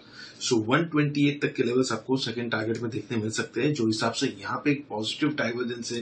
दीप, मुझे ऐसा लग रहा है कि एम्फोसिस इज हेडिंग टुवर्ड्स 2180, 2180 रुपए तक का एक अप आपको देखने मिल सकता है। एंड विच आई थिंक अगर होता है तो आपको एक अच्छे खासे कॉल ऑप्शन में भी मूव देखने मिलेगा। और इसमें जो हिसाब से लास्ट 3-4 दिनों में वॉल्यूम्स हुआ, और वो वॉल्यूम्स में भी दीप अगर आप देखें तो अक्यूमुलेशन हुआ है, रेदर देन इस लेवल्स पर कोई फ्रेश शॉर्ट्स वो नहीं बने। तो यहाँ से मैं एक्सपेक्ट कर रहा हूँ कि अच्छी खासी आपको शॉर्ट कवरिंग भी देखने मिलेगी, जो इस आईटी में एक रिवर्सल देखने मिल रहा है। सो एक प्रीएम्प्ट कर रहा हूँ कि ये ब्रेकआउट आपको डबल बॉटम पैटर्न का देखने मिलेगा 2100 के ऊपर, एंड देयर आफ्टर 2180 तक के लेवल्स स्पॉट में भी देखने मिलेंगे। नीचे में जो स्टॉप लॉस दीपांशु मैंने नहीं दिया, स्टॉप लॉस जो प्लेस करना होगा, that can be kept eight 56। ये है आपके लिए एम्फोसिस 2100 का कॉल खरीदें। सुबह से एनालिस्ट लग रहा था कि आईटी आज थोड़ा बाउंस बैक के मूड में है, और अब आ रहे हैं। परसिस्टेंट की अभी बात कर रहे थे सिटी साहब, और एम्फोसिस जय के ये पूछना है कि निफ्टी बैंक निफ्टी पे कॉल क्यों नहीं दे रहे थे? जय, क्या नाराजगी है? नहीं अनिल जी, बैंक निफ्टी पर अनिल जी सुबह ही हमने एक रिकमेंडेशन दिया था 395 के आसपास, और एवरेज करने बोला था 325, और अनिल जी वो एवरेज हुआ भी, और उसके बाद 425 तक का मूव भी एक दिखने मिला था। वहां पे तो अच्छा मूव दिखने मिला, और कैश का ऑप्शन के लिए मैं नेक्स्ट कॉल दूई, उसके पहले ये एक मेरे ध्यान में एक स्टॉक था जो मैंने रिकमेंड किया। चलिए, बैंक निफ्टी वाला कॉल तो ओपन है ही। आइए बढ़ते आगे। कंजम्पशन कंपनियों ने जुलाई से लेकर सितंबर इस तिमाही के अपने बिजनेस अपडेट जारी कर दिए। खासतौर से कंजम्पशन वाली कंपनियां ना, एफएमसीजी कंपनियां जो होती है, उनका प्रदर्शन किस तरह का रहा जरा समझ लेते हैं। नूपुर हमारे साथ हैं जो एफएमसीजी सेक्टर को ट्रैक करती है। नूपुर बताइए। बिल्कुल सर, वॉल्यूम ग्रोथ देखें तो काफ़ी बढ़िया है, लेकिन मार्जिन्स पे प्रेशर अगर मैरिको की बात करें तो, लेकिन जो दूसरा स्टॉक है वहाँ पे काफ़ी बेहतर नंबर आते दिखे। इनफैक्ट आने वाली जो तिमाही है वहाँ पे ये एक्सपेक्टेशन है कि जो कंज्यूमर डिस्क्रिशनरी स्पेंड्स होंगे वो 30% से इस बार बढ़कर आते दिखेंगे, तो काफ़ी कुछ बेनिफिशरी इन कंपनीज़ को आते दिखेगा। अब कंसर्न यही है कि जो डिमांड है रूरल एरिया में वो काफ़ी कमज़ोर है, ऐसा एक कंपनी ने कहा है। लेकिन RBI गवर्नर ने जब पॉलिसी आई थी तब उन्होंने कहा आता है कि वहाँ पे भी पिकअप है, तो एक वो पॉजिटिव ट्रिगर इन कंपनीज के लिए। अगर एवेन्यू सुपरमार्ट की बात करें तो इस बार पहली बार कंपनी ने 10,000 से ज़्यादा के क्वार्टरली रेवेन्यूज़ किए हैं। इनफैक्ट हाईएस्ट एवर ये क्वार्टर दिखा इस कंपनी के लिए। अगर पिछले 3-4 क्वार्टर की बात करें तो FY20 से लेके 23 तक ये बेस्ट क्वार्टर कंपनी का रहा है। 8 से ज़्यादा स्टोर्स कंपनी ने इस बार जोड़े, 302 स्टोर्स अब कंपनी के हो चुके हैं, तो काफ़ी स्ट्रॉन्ग है यहाँ पे डिमांड। लेकिन दूसरी तरफ मैरिको अगर हम बात करें तो वहाँ पे काफ़ी कंसर्न्स निकल के आए। कंपनी ने कहा है कि जो डिमांड है वो में कोई चेंज ही नहीं है। अगर पिछले 3 महीने की बात करें, उसके पिछले 3 महीने से कंपेयर करें तो कोई चेंज उन्हें नज़र नहीं आया। ग्रामीण में उन्हें लगता है कि डिमांड काफ़ी कमज़ोर है क्योंकि इन्फ्लेशन के चलते वहाँ पर इम्पैक्ट दिख रहा है। प्रीमियम डिस्क्रिशनरी स्पेंड की मैंने बोला था कि 30% से इस बार बढ़ के आने वाले, तो उनका भी यही मानना है कि जो सिटीज़ है वहाँ पर तो डिस्क्रिशनरी इनकम काफ़ी बेटर होने वाली है, लेकिन जो रूरल डिमांड है वो फ़िलहाल कमज़ोर है, ऐसा मैरिको के मैनेजमेंट की तरफ से आता दिखा है। इंटरेस्टिंगली यहाँ पे एक और कंसर्न है इस कंपनी के लिए, जो मार्जिन से वो काफ़ी दबाव में। उन्होंने क्लियरली कहा है जो मार्जिन से वो पिछले साल के लेवल पर ही आते दिखेंगे, करीबन 17-18% के। और इस कंपनी ने देखा है पहले पास्ट में कि 20-21% के मार्जिन आते पॉसिबल है, कर सकते हैं, लेकिन जो कमोडिटी के प्राइसेस है उसके चलते मार्जिन फ़िलहाल 17-18% में ही है, कोई सुधार वहाँ पे एक्सपेक्टेड नहीं है। ओके, तो ये है आपके लिए, इसलिए शायद आज मैरिको अंडर परफॉर्म भी कर रहा है। वो रूरल ग्रोथ का जो फैक्टर है वो अच्छा नहीं आया। और दूसरा एक और चीज़ है कि अल्टीमेटली आज सुबह हम यही बात कर रहे थे कि वॉल्यूम ग्रोथ तो सबको मिलेगी, मार्जिन कौन मेंटेन कर पाता है, कौन कॉस्ट प्रेशर झेल पाता है, कौन ऑपरेटिंग लेवल पर अच्छा कर पाता है, वो की है। ग्रोथ तो सबको है ना। अब तो जैसा बैंक है, कौन सा आप बैंक को आप एनपीए के दम पे खरीदोगे? Correct sir. सबके एसेट क्वालिटी अच्छे हैं, कौन सी किसकी खराब है? कोई एक आध छोड़ दो गलती से, बाकी सबके अच्छे। तो अब जिसके निम्स नेट इंटरेस्ट मार्जिन बेहतर होंगे वो बैंक खरीदा जाएगा, है ना। तो वो थोड़े से डायनेमिक्स बदल रहे हैं। एक जमाना था कि खाली एनपीए के दम पे बैंक से आप खरीदा बेचा करते थे, वक्त की बात है। वक्त की बात है, बिल्कुल सर। ठीक है, तो ये है आपके लिए। इनफैक्ट मैरिको पर एक बार बात भी कर लेते हैं क्योंकि बाकी सारे स्टॉक्स तो मूव कर ही रहे हैं। आई थिंक चोपड़ा साहब भी हमारे साथ जुड़ गए हैं। चोपड़ा साहब से जरा पूछें। चोपड़ा साहब, कंजम्पशन तो वैसे अच्छे मूड में रहा है, मैरिको का थोड़ा अपडेट उतना एनकरेजिंग नहीं है, और स्पेशली जो रूरल ग्रोथ पर इनके कमेंट्री आई है, क्या राय रखते हैं सर? मैरिको प्राइमरली एक अर्बन कंपनी है, और अगर आप देखें तो इसके जो प्रोडक्ट्स हैं वो ब्रेकफास्ट टेबल से लेके स्किन केयर, हेयर केयर और पर्सनल केयर के ऊपर हैं। रूरल मार्केट्स में ये लोग घुसने की कोशिश कर रहे हैं, और इनकरेजिंग इसलिए नहीं है अभी तक क्योंकि मुझे लगता है पोस्ट मॉनसून जो रूरल डिमांड आती है और जो फेस्टिव सीजन में आती है वो अच्छी होती है, तो आने वाली तिमाहियाँ ठीक होंगी। ऐसा नहीं है कि हम मैरिको को राइट ऑफ कर दें या बहुत कुछ खराब हो गया है कंपनी में। ये कुछ 1-2 तिमाही में समस्याएं आ सकती हैं। इनके कुछ एक ब्रांड्स हैं जैसे पैराशूट है जो कि काफ़ी होम ग्रोन ब्रांड है, काफ़ी देखा जाता है, इस्तेमाल किया जाता है, तो बहुत अच्छे ब्रांड्स हैं मैरिको के पास। मगर जैसे अगर आप बात करें ब्रेकफास्ट सीरियल्स की या दूसरी चीज़ों की जो प्राइमरली अर्बन ब्रेकफास्ट के या अर्बन मार्केट्स में देखा जाता है, तो अभी रूरल पेनिट्रेशन में टाइम लगेगा। और मेरे हिसाब से मैरिको अच्छा कंपनी है और कंजम्पशन थीम है हमारे देश की। किसी एक आध रिपोर्ट के ऊपर हम लोग ये नहीं कह सकते कि मैरिको में कुछ खराब हो गया। तो मुझे चाहे वो हिंदुस्तान लीवर हो, ब्रिटानिया हो, मैरिको हो, डाबर हो, सारी कंपनियां ठीक लगती हैं। और जनरली ये जो 1-2 तिमाही जाती हैं जो फेस्टिव सीजन की, तो ये कंजम्पशन बहुत बढ़ के आता है। तो मेरा ये मानना है कि मैरिको अच्छा हो जाना चाहिए 1 से 2 तिमाही में। और मुझे ऐसा लगता है कि मैरिको 600 तक भी जा सकता है। ओके, मैरिको पैराशूट ब्रांड का जिक्र किया जो कि बड़ी वेल नोन ब्रांड है। जरा हमारे सारे एक्सपर्ट्स को दिखाइए किसने आपने पैराशूट ब्रांड का इस्तेमाल किया है तेल मालिश के लिए सर में। सुमित जी, जय ठक्कर, चोपड़ा साहब, बंसल जी, कुणाल जी, नितिन जी, खाली हिमांशु जी को छोड़, हिमांशु जी भी हाँ ओके। हाँ, बचपन में सबके मम्मी ने की होगी चंपी तेल लगा लगा के। आज अब बताइए, असली सवाल ये है, आज भी कौन कर रहा है इस्तेमाल? सुमित जी तो गलत, वो तो दिखा रहे हो। जी बंसल जी।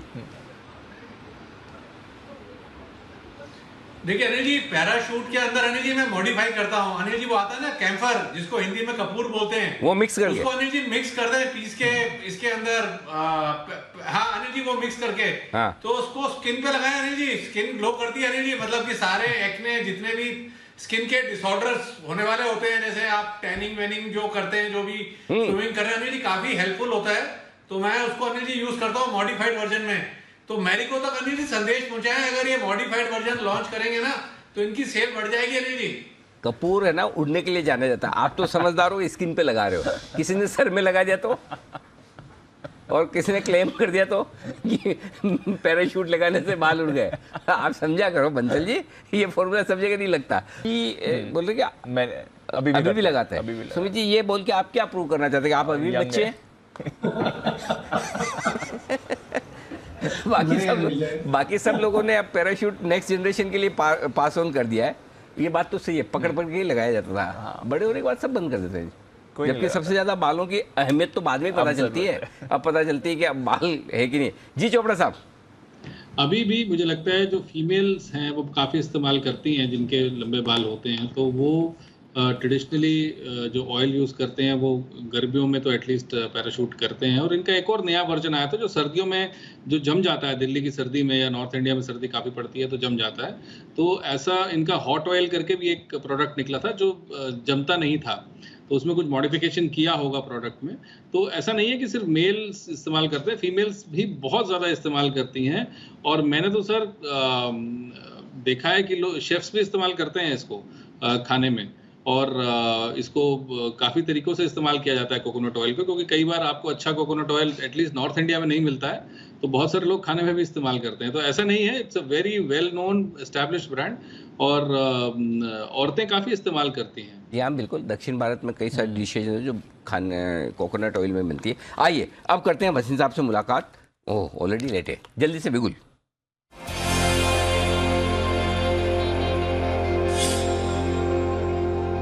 वसीम साहब को जब हमने वापस से बुलाया है 2:45 बजे के समय के हिसाब से, ऑलरेडी मार्केट डे हाई पर फिर से आ चुके हैं। वसीम साहब, स्वागत है। सुबह की यात्रा तो बड़ी आनंदमय रही, मजा आया। बताएं सर, अब नए अपडेट्स और साथ ही फ्रेश कॉल्स। हाँ, गुड आफ्टरनून अनिल जी। तो आज का दिन बढ़िया रहा, और देखिए नवमी का दिन भी है और दशहरा भी है, तो अभी तो अच्छा ही चलना है। आपको सुबह जो कहा था, IDFC first, Adani enterprise, federal bank, Adani port, सारे ही अपने जो कल के टारगेट्स हैं वो हिट हो गए। अब आपके लिए 2 पिक्स हैं और एक अपडेट भी है जो मैं दे रहा हूँ इंडिगो पे। आपको मैंने वो अपने 9 नवरात्रास में भी कहा है, अभी भी इंडिगो मूव नथिंग, ये 2150 से कम मत बेचना। इस अगले 2 हफ्ते में जरूर आएगा। अब आपके 2 पिक्स हैं, आप कहे तो मैं शुरू करूं। जी वसीम साहब, बताएं सर। तो अनिल जी, दोनों लार्ज कैप है। देखिए Vedanta out performing in the metals, वो घटता कम है, और जो उसका सेमीकंडक्टर का फॉक्सकॉन के साथ है, I think that is gathering traction as a sum of parts. Vedanta is the most attractive play on ferrous and non ferrous. तो 275-76 में लीजिए, स्टॉप लॉस ऑफ 268, 295 का टारगेट मुझे वेदांता में दिख रहा है। दूसरा पिक लार्सन एंड टूब्रो। ये जो आपके order inflows as far as engineering, hydrocarbon, infrastructure, no two ways, L&T is going to be the star. तो 1950 का टारगेट है और 1835 का स्टॉप लॉस, 1875 में खरीदिए। ये है आपके लिए राय वेदांता पर, और साथ ही साथ L&T पर खरीदारी करने के लिए आज से आती हुई वसीम साहब की तरफ से। बढ़ते आगे, वेदांता की बात निकली तो वेदांता का सितंबर तिमाही में कैसा रहा है प्रदर्शन, और हिंदुस्तान जिंक का कैसा रहा है कारोबार, ये आया है अपडेट। और अपडेट के साथ अपडेटेड हैं आशीष चतुर्वेदी। आशीष बताइए अपडेट। सर काफ़ी बढ़िया अपडेट आया दूसरी तिमाही का। अगर आप देखें तो जिनका ऑपरेशनल परफॉर्मेंस है, वेदांता और हिंदुस्तान जिंक, यहाँ पर दोनों में काफ़ी बढ़िया। सिर्फ एक वेदांता में जो चीज़ है जहाँ पर आपको थोड़ी बहुत गिरावट देखने को मिलेगी उत्पादन के लिहाज से, वो है पिग आयन। यहाँ पर जो प्रोडक्शन है इसमें 42% की कमी देखने को मिली है पिछले साल के मुकाबले। लेकिन बाकी एल्यूमिनियम में देखिए तो पिछले साल के मुकाबले 2% की ग्रोथ है। जिंक का प्रोडक्शन, क्योंकि हिंदुस्तान जिंक का माइनिंग करता है, वेदांता के लिए भी हिस्सेदारी वहाँ पर है, तो हिंदुस्तान जिंक के लिए भी बता देता हूँ कि 16% जो है जिंक की उत्पादन यहाँ पर बढ़ती हुई नजर आई है। स्टील का उत्पादन करीब करीब 11% बढ़ा है। कॉपर में है, आयरन ओर में यहाँ पर ग्रोथ काफ़ी बढ़िया देखने को मिली है और क्रूड में भी जो प्रदर्शन है तिमाही के दौरान काफ़ी बढ़िया रहा है। इसके अलावा अगर आप देखें तो हिंदुस्तान जिंक, जैसे कि मैंने बताया कि रिफाइंड मेटल प्रोडक्शन जो है वो पिछले साल के मुकाबले 18% बढ़ा है।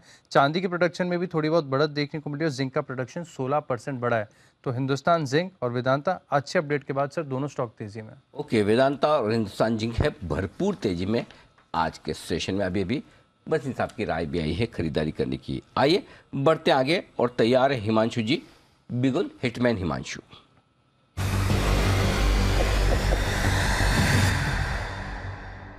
बताएं सर।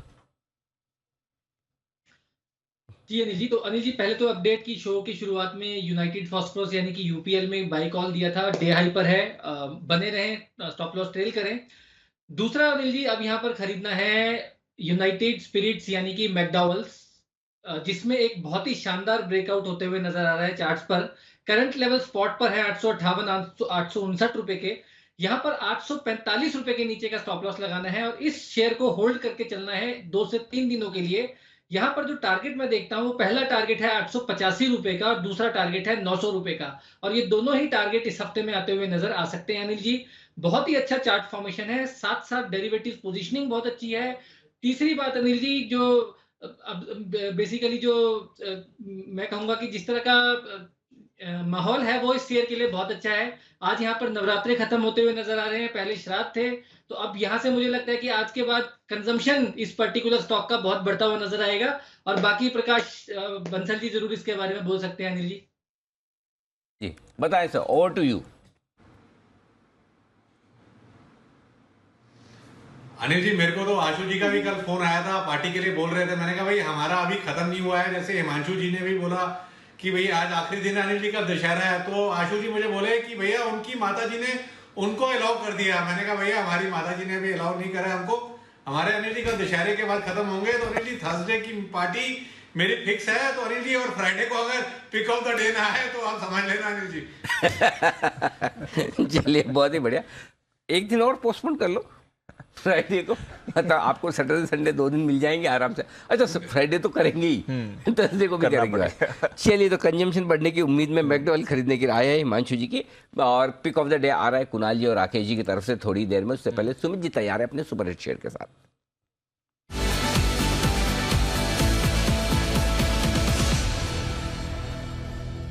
बताएं सुमित जी। अनिल जी, बाय का स्टॉक है 54 रुपए 25 पैसे, 54 रुपए 30 पैसे अभी भाव चल रहा है। स्टॉक का नाम है DCW। DCW के अंदर मोमेंटम बन रहा है। एक गिरावट के बाद स्टॉक ने 3 से 4 दिनों तक कंसोलिडेट किया। उस कंसोलिडेशन का हाई अभी ब्रेक हो रहा है और बॉलिंगर बैंड का मिडल बैंड ऊपर की तरफ ये क्रॉस हो रहा है। तो मेरे को लग रहा है कि स्टॉक के अंदर जिस तरह से प्राइस एक्शन और मोमेंटम देखने को मिल रहा है, ये स्टॉक एक हफ्ते के अंदर 10% का मूव ऊपर की तरफ दिखाना चाहिए। यहाँ पे CMP पे खरीदारी करें, 50.5 का नीचे के अंदर स्टॉप लॉस लगाए, 50 रुपए 50 पैसे का। ऊपर के अंदर 60 रुपए से लेके 62 रुपए तक का मूव DCW में जल्दी शॉर्ट टर्म में देखने को मिलना चाहिए। तो एक हफ्ते का व्यू लेके DCW खरीदारी करें। 55.5 51 इसका नीचे में सपोर्ट है, वो स्टॉप लॉस रहेगा। ऊपर के अंदर 60 रुपए तक के लेवल जल्दी देखने को मिलने चाहिए। ओके, DCW ये केमिकल कंपनी खरीदारी करने की राय है आपके लिए। 50-50 का स्टॉप लॉस है और 60 और 62 के टारगेट के लिए करनी है खरीदारी। आइए बिगुल निफ्टी के निशानेबाज नितिन मुरारका जी के लिए।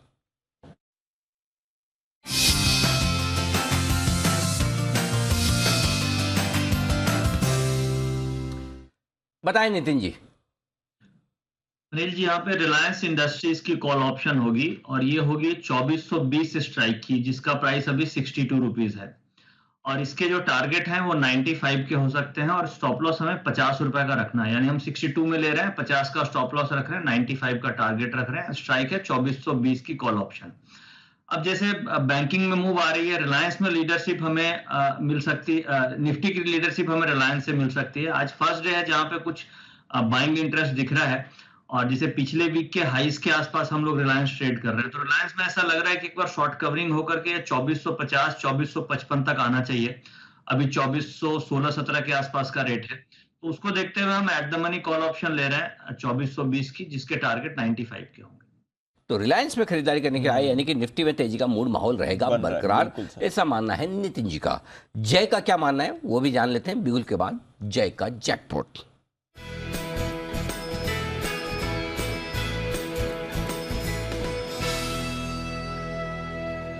जय जी बताइए। एकदम कोइंसिडेंस हो गया अनिल जी, जो नितिन जी ने कहा अभी फास्टेस्ट फिंगर फर्स्ट वो आगे निकल गए, बट सेम व्यू रिलायंस पर है मेरा। एंड मेरा स्ट्राइक दूसरा मैंने चूज किया था, ऑल्दो 2440 के स्ट्राइक का कॉल ऑप्शन जो भी 55 रुपए के आसपास ट्रेड कर रहा है अनिल जी, इसको खरीद कर चलना है 45 के स्टॉप लॉस के साथ। एंड पहला टारगेट ऊपर में बनेगा 68 का and second target will be 76। तो 68, 76 ये दो टारगेट्स के लिए खरीदे 2440 के स्ट्राइक का रिलायंस का कॉल ऑप्शन है जी। और यस, इसके साथ ही साथ मुझे कैश का ऑप्शन भी देना है निफ्टी में, तो जैसे आपने कहा मेरा भी वही व्यू है कि इसमें अगर तेजी दिख रही है तो साथ ही साथ इसके निफ्टी के डेटा भी काफी पॉजिटिव निकल कर आ रहा है, तो वहां पे भी एक कॉल ऑप्शन देना चाहूंगा। तो कैश का ऑप्शन का बिगुल जय के लिए। जय दे रहे हैं आपको निफ्टी पर कुछ बेहतरीन स्ट्रेटेजी।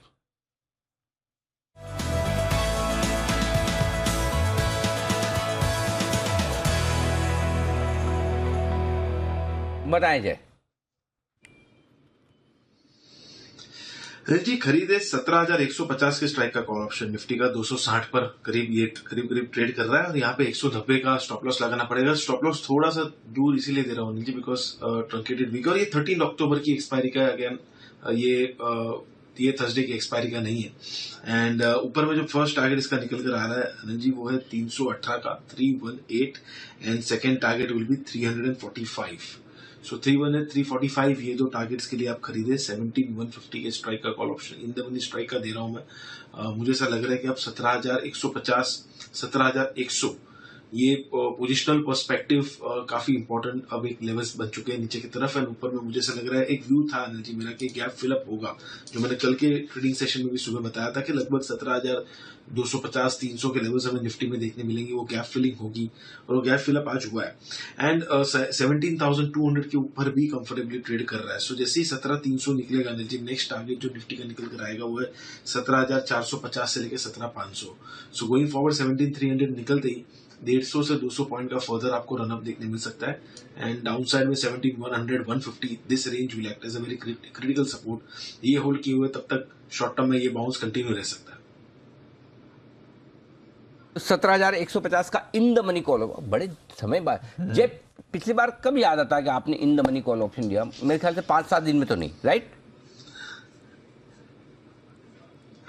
एब्सोल्युटली अनिल जी, लगभग मुझे भी ऐसे ही लग रहा है कि एक आध वीक हो गया है। So at least 5 to 6 trading sessions के बाद मैं दे रहा हूँ इन द मनी। नहीं, बहुत ही बढ़िया। चलिए अब in the money call option आज क्लोजिंग दी 2 बजे हम ये बात करें, डे हाई पर बंद होगा मार्केट। आप देख लीजिए डे हाई पर है ना।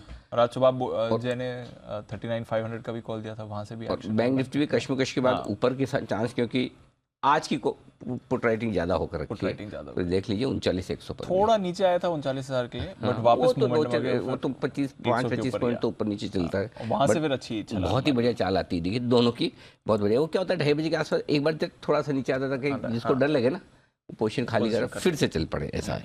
आइए कुणाल जी और राकेश जी तैयार हैं पिक ऑफ द डे के लिए। सोमवार नहीं, परसों तो गुरुवार होगा, छुट्टी की वजह से ऐसा सोमवार वाला फीलिंग आ रहा है परसों के लिए, लेकिन गुरुवार सुबह के लिए आपके लिए तैयार है पिक ऑफ द डे।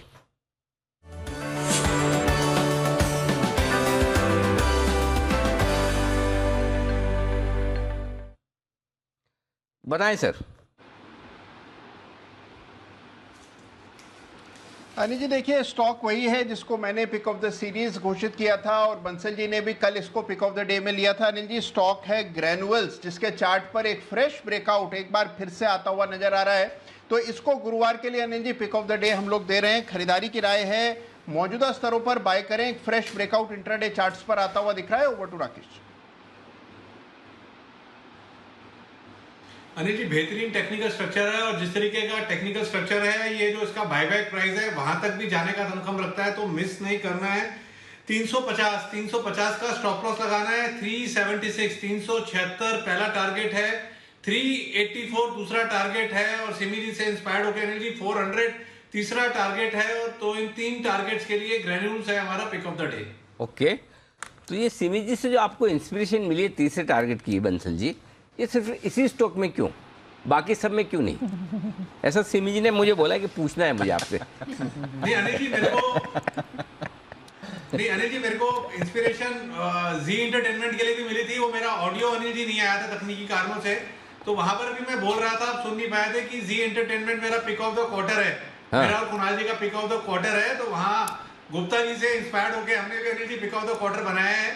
तो वहाँ ऑडियो नहीं आया पाया था अनिल जी तकनीकी कारणों से, तो पता नहीं चला। तो इंस्पिरेशन अनिल जी गुप्ता जी से भी ली है हमने।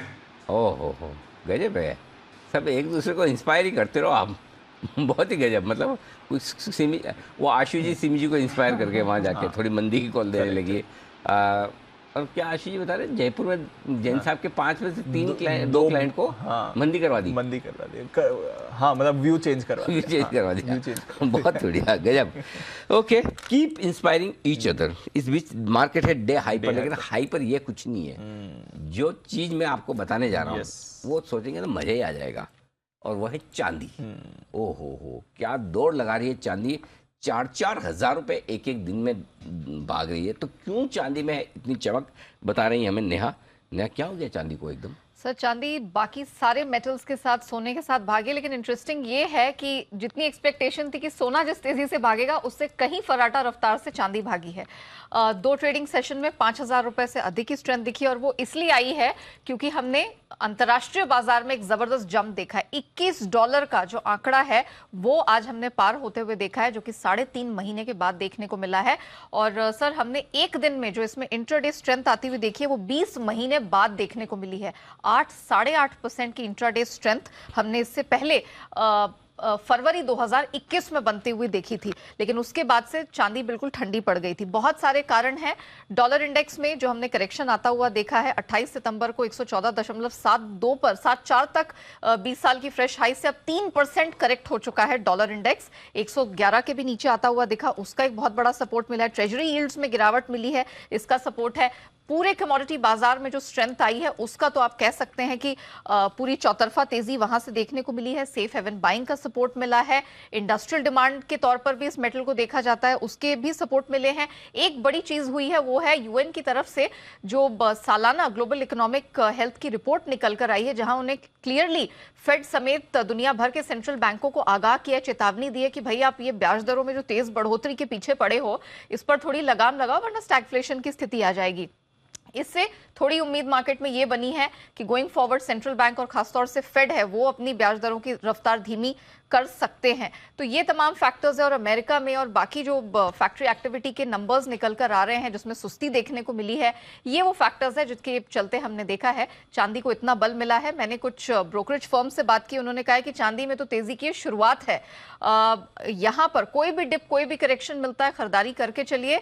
महीने भर में 65,000 एंड गोइंग फॉरवर्ड साल के अंत से पहले 70 और 72,000 के लेवल की भी बात कर रहे हैं चांदी में।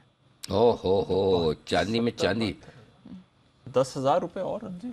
पिछले हफ्ते कितनी 55,000 तक आ गई थी ना, वो अटकी हुई थी। हाँ, गोल्ड और सिल्वर लगभग मतलब गोल्ड के पैरिटी पे आ रहे थे, करेक्ट। और सोने की कीमतों में भी कहा है स्ट्रेंथ रहेगी, लेकिन चांदी ज्यादा तेजी से बढ़ती दिख रही। तो हम जब आपके सोने चांदी की बात करते हैं और जब हम लिंक लेते हैं तो ऐसा नहीं कि हमें खाली सोने चांदी में बात करने में बड़ा मजा आता है। हम आपको गोल्ड सिल्वर पे भी ऐसी ओपिनियन दिलाते हैं जो आपके काम की है। पिछले हफ्ते जब बहुत तेजी से घट रहे थे तब मैंने एक बार पूछा था, तब हमारे एक्सपर्ट्स का यही पैनल था और हिमांशु जी भी साथ में थे जी। हिमांशु जी का लाइफ टाइम अपॉर्चुनिटी है चांदी खरीदने की, याद है हिमांशु जी? पहले तो बधाई स्वीकार करें, वो बहुत ही दमदार बेहतरीन कॉल था। अब बताइए किस प्राइस पे दिया था और टारगेट अब आपका क्या है, ये बताइए। Thank you so much Anil जी।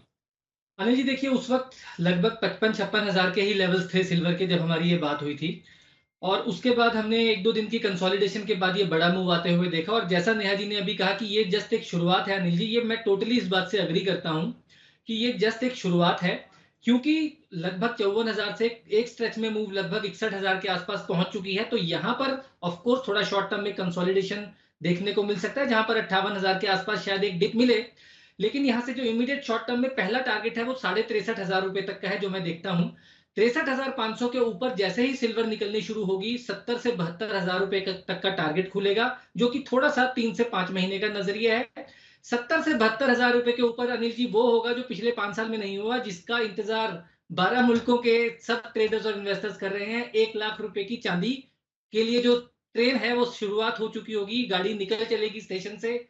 और मुझे लगता है कि इसमें चांदी में इंपॉर्टेंट बात ये है अनिल जी कि उस तरह से खरीदें जिसमें आप वॉलेटिलिटी हैंडल कर सकें, क्योंकि फ्यूचर्स में वॉलेटिलिटी के चलते पोजीशन कट जाती है, तो आप अकॉर्डिंगली पोजीशन बनाएं जिसको आप आराम से संभाल कर रख सकें। है वो चांदी खरीद के घर पे दे दो ना, करेक्ट, संभली रहेगी बराबर ना।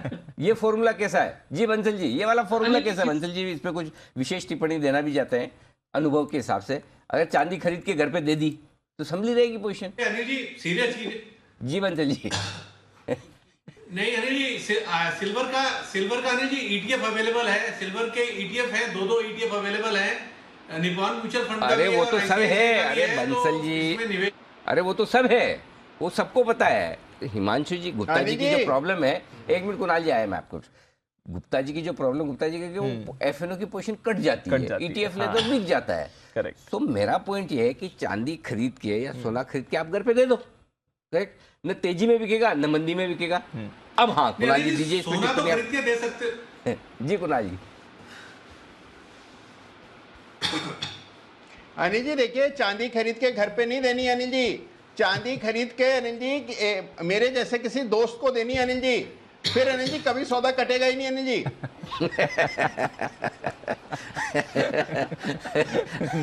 अपनी आप जाने हैं, गुप्ता जी जाने हैं भाई साहब, देखो सौदा उनका कटता है, राय आप दे रहे हो, आप दोनों आपस में देख लो।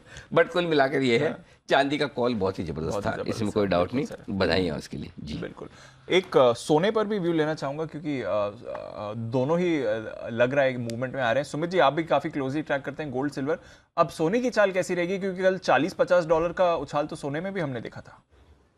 बिल्कुल दीपांशु, बहुत बढ़िया मूव आएगा और ये लोअर लेवल्स में भी मैंने कहा था कि गोल्ड सिल्वर दोनों के अंदर बाइंग अपॉर्चुनिटी है। दिवाली और दिसंबर तक आप देखिए गोल्ड सिल्वर दोनों में कितनी बढ़िया तेजी और क्या लेवल्स देखने को मिलेंगे। अभी ये गोल्ड 51,000 के आसपास अक्टूबर सीरीज का ट्रेड हो रहा है। इसके अंदर पिछले 4 दिनों के अंदर लोअर लेवल से करीब 1,500 पॉइंट का मूव ऊपर की तरफ देखने को मिला है और अभी भी मेरे को लगता है कि यहां से और ऊपर का मूव बनेगा। 51,000 के ऊपर क्लोजिंग मिलते ही यहां से एक 500 से 800 रुपए का मूव तो इमीडिएटली शॉर्ट टर्म में देखने को मिलेगा।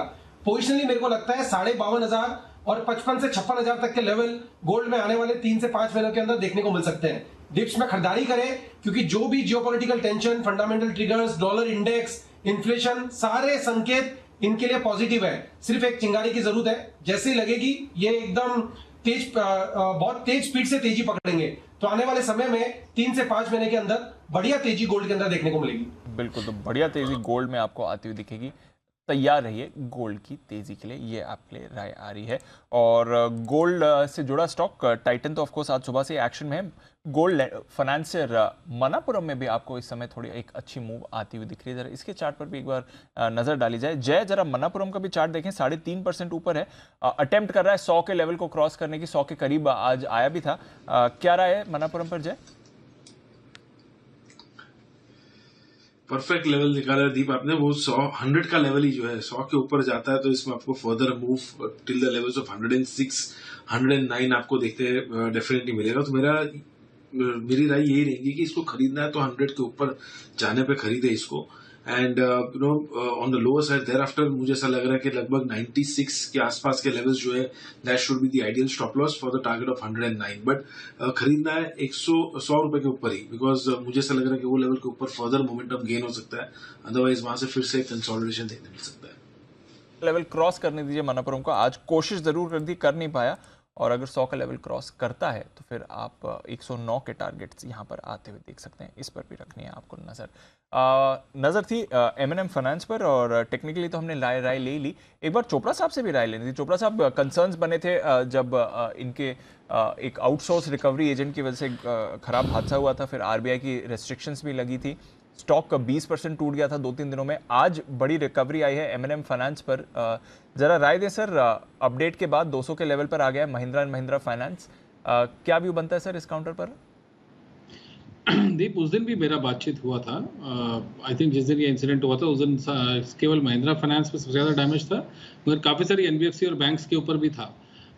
तो इस तरीके के जो रेगुलेशंस हैं वो आते रहेंगे, मगर इसका मतलब ये नहीं है कि किसी प्रकार से बुक डैमेज हो गई है। तो ये तरीके हैं जो बैंक्स और एनबीएफसीज ने अपनाए अपना पैसा रिकवर करने के लिए। कुछ हार्ड आयरन फिस्ट टैक्टिक्स भी कहते थे इसको, कि इस तरीके से पैसा निकाला जाता है हार्ड तरीकों से, मगर ऐसा नहीं है कि इसकी वजह से कहीं बुक डैमेज हो रहा है या कुछ फंडामेंटली खराब हो गया है कंपनी में। तो मेरा मानना है कि ये दोबारा से 230-235 के स्तर पर बहुत जल्द आ जाएगा। तो अच्छी बात है कि जिस तरीके की स्ट्रेंथ काउंटर ने दिखाई है। चार्ट्स पे एक इसने गैप भी छोड़ा है क्योंकि गैप डाउन था, और ये बात कहीं ना कहीं एक तरीके से सैद्धांतिक है। टेक्निकल चार्टिस्ट मुझसे ज़्यादा जानते होंगे कि कहीं पे भी अगर गैप छूटता है तो वो गैप भरा जरूर जाता है। तो संभावना अच्छी है कि 217-216 के लगभग जब जो गैप है वो भरा जाएगा। ओके, तो ये है आपके लिए M&M फाइनेंस। जो गैप बना था उस दिन वो अब आपको कवर होते हुए दिख रहा है और लग रहा है कि यहाँ से और एक्शन आएगा। टेक्निकली भी हम बात कर रहे थे 220 तक के टारगेट्स हमारे एक्सपर्ट्स को भी इस पर आते हुए दिख रहे थे। ये है आपके लिए M&M फाइनेंस जिस पर आपको मूव दिख रही है। मूव रिटेल और कंजम्पशन स्टॉक्स पर वापस आती हुई दिख रही है। ट्रेंड अभी एक मोमेंटम पकड़ते हुए दिख रहा है। एक स्पाइक ट्रेंड के चार्ट में भी आया, इस पर भी रखिएगा नजर।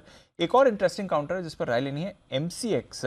चोपड़ा साहब, MCX कवर करते हैं सर आप, स्पेशली अब जो ये commodity non agree commodity derivatives में FPIs की एंट्री हो चुकी है और अब से परमिशन भी मिल गई उन्हें ट्रेड करने की। तब से हमने देखा है स्टॉक करीब 100 रुपए 3 दिन में ऊपर आ गया है। कोई व्यू रखते हैं सर MCX पर?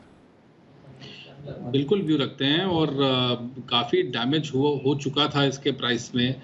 अगर आप देखें करीब 2000 के प्राइस से इसने जो लो टच किया लगभग 1100 का था, मगर काफ़ी कंसोलिडेशन भी किया है इस स्टॉक ने। मुझे लगता है ये करीब 7-8 महीने का अच्छा कंसोलिडेशन हुआ है, और वहाँ से कंसोलिडेशन के बाद ये ऊपर की तरफ जा रहा है। तो अच्छी संभावना है, और अब रेगुलेशन चेंज होने की वजह से भी मुझे लगता है ये एक पॉजिटिव इंडिकेशन है MCX के लिए, क्योंकि इकलौता एक्सचेंज है जिसके ऊपर मेटल्स ट्रेड होते, सबसे ज़्यादा वॉल्यूम इसके ऊपर है। और अगर सोने चांदी में चमक लौटती है तो मुझे लगता है काफ़ी लोग इस तरफ ट्रेड भी करेंगे, और इंस्टीट्यूशंस भी ट्रेड करते हैं काफ़ी। तो मुझे लगता है कि MCX अच्छे लेवल्स पे है, और यहाँ से 1400-1450 के स्तर तक जा सकता है। ये है आपके लिए राय जहां तक MCX का सवाल है। नजर रखिए इस काउंटर पर भी। आइए 3:20 हो रहे हैं और लेते हैं अनिल जी की मार्केट स्ट्रैटेजी।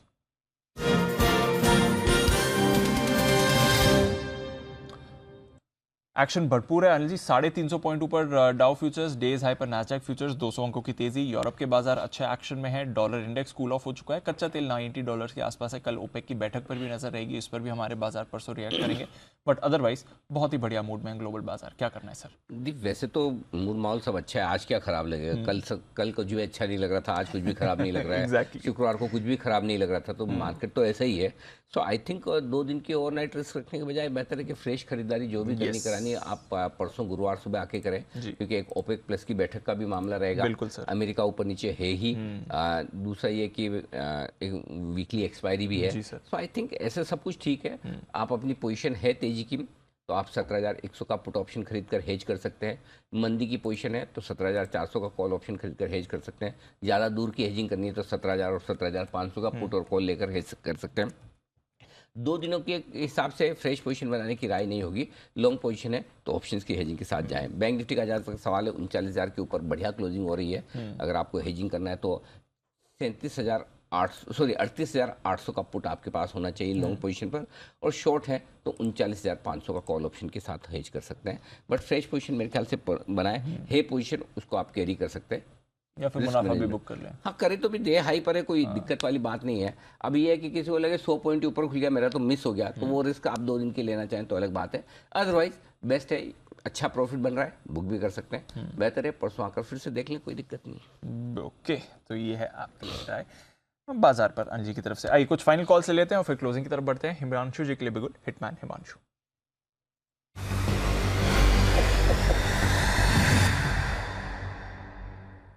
बताएं सर। दीपांशु, एक बहुत अट्रैक्टिव रिस्क रिवॉर्ड स्ट्रेटजी है मेरे पास ऑप्शंस की, जिसमें काफी लिमिटेड रिस्क है और काफी अच्छा रिवॉर्ड देखने को मिल सकता है। और स्टॉक है नेशनल एल्यूमिनियम यानी कि नेल्को का। यहाँ पर 70 के स्ट्राइक का कॉल ऑप्शन खरीद कर चलने की सलाह रहेगी, जो कि 3.5 रुपए पर ट्रेड कर रही है। यहाँ पर स्टॉप लॉस लगाना है 3 रुपए 10 पैसे का, यानी कि 40 पैसे का स्टॉप लॉस रहेगा। टारगेट मैं मानता हूं 5 रुपए और 5 रुपए 40 पैसे के थर्सडे या फ्राइडे के सेशन तक देखने को मिल सकते हैं।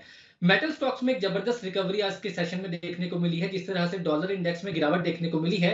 और नेल्को अपने बहुत important support, weekly support last week इसने 67 68 के लेवल्स को टेस्ट किया था और आज यहां पर हायर हाइज कंफर्म करते हुए नजर आ रहा है। मुझे लगता है कि नेल्को में यहां से 74 75 तक की मूव देखने को मिल सकती है और उसके चलते ये ऑप्शन 5 से 5.5 रुपए के टारगेट्स हिट करते हुए नजर आ सकती है। तो नेशनल एल्यूमिनियम नेल्को की 70 के स्ट्राइक की कॉल ऑप्शन में खरीदारी करके चलने की सलाह है आपके लिए। नाल्को जिस पर करनी है खरीदारी, एक एक करके मेटल काउंटर्स पर आप मूवमेंट देख रहे हैं और डेज हाई पर ही ज्यादा मेटल्स क्लोजिंग की तरफ बढ़ रहे हैं। आइए बिगुल सुमित का सुपर हिट।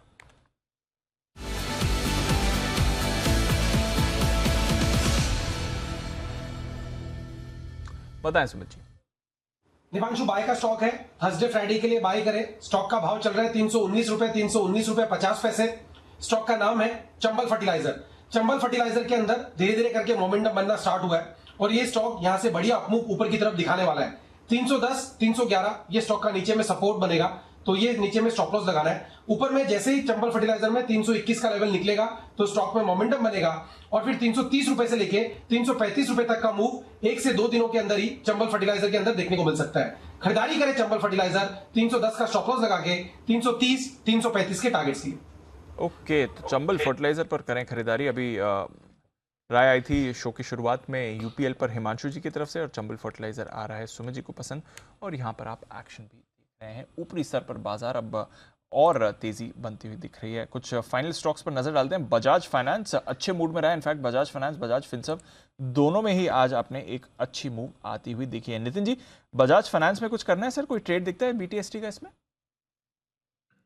देखिए, बजाज फाइनेंस यहाँ से मोस्ट लाइकली पॉजिटिव ही मूव बनना चाहिए क्योंकि 3-4 दिनों के कंसोलिडेशन के बाद ये उसको ब्रेक कर रहा है और वीकली हाइस के आसपास आने की कोशिश हो रही है।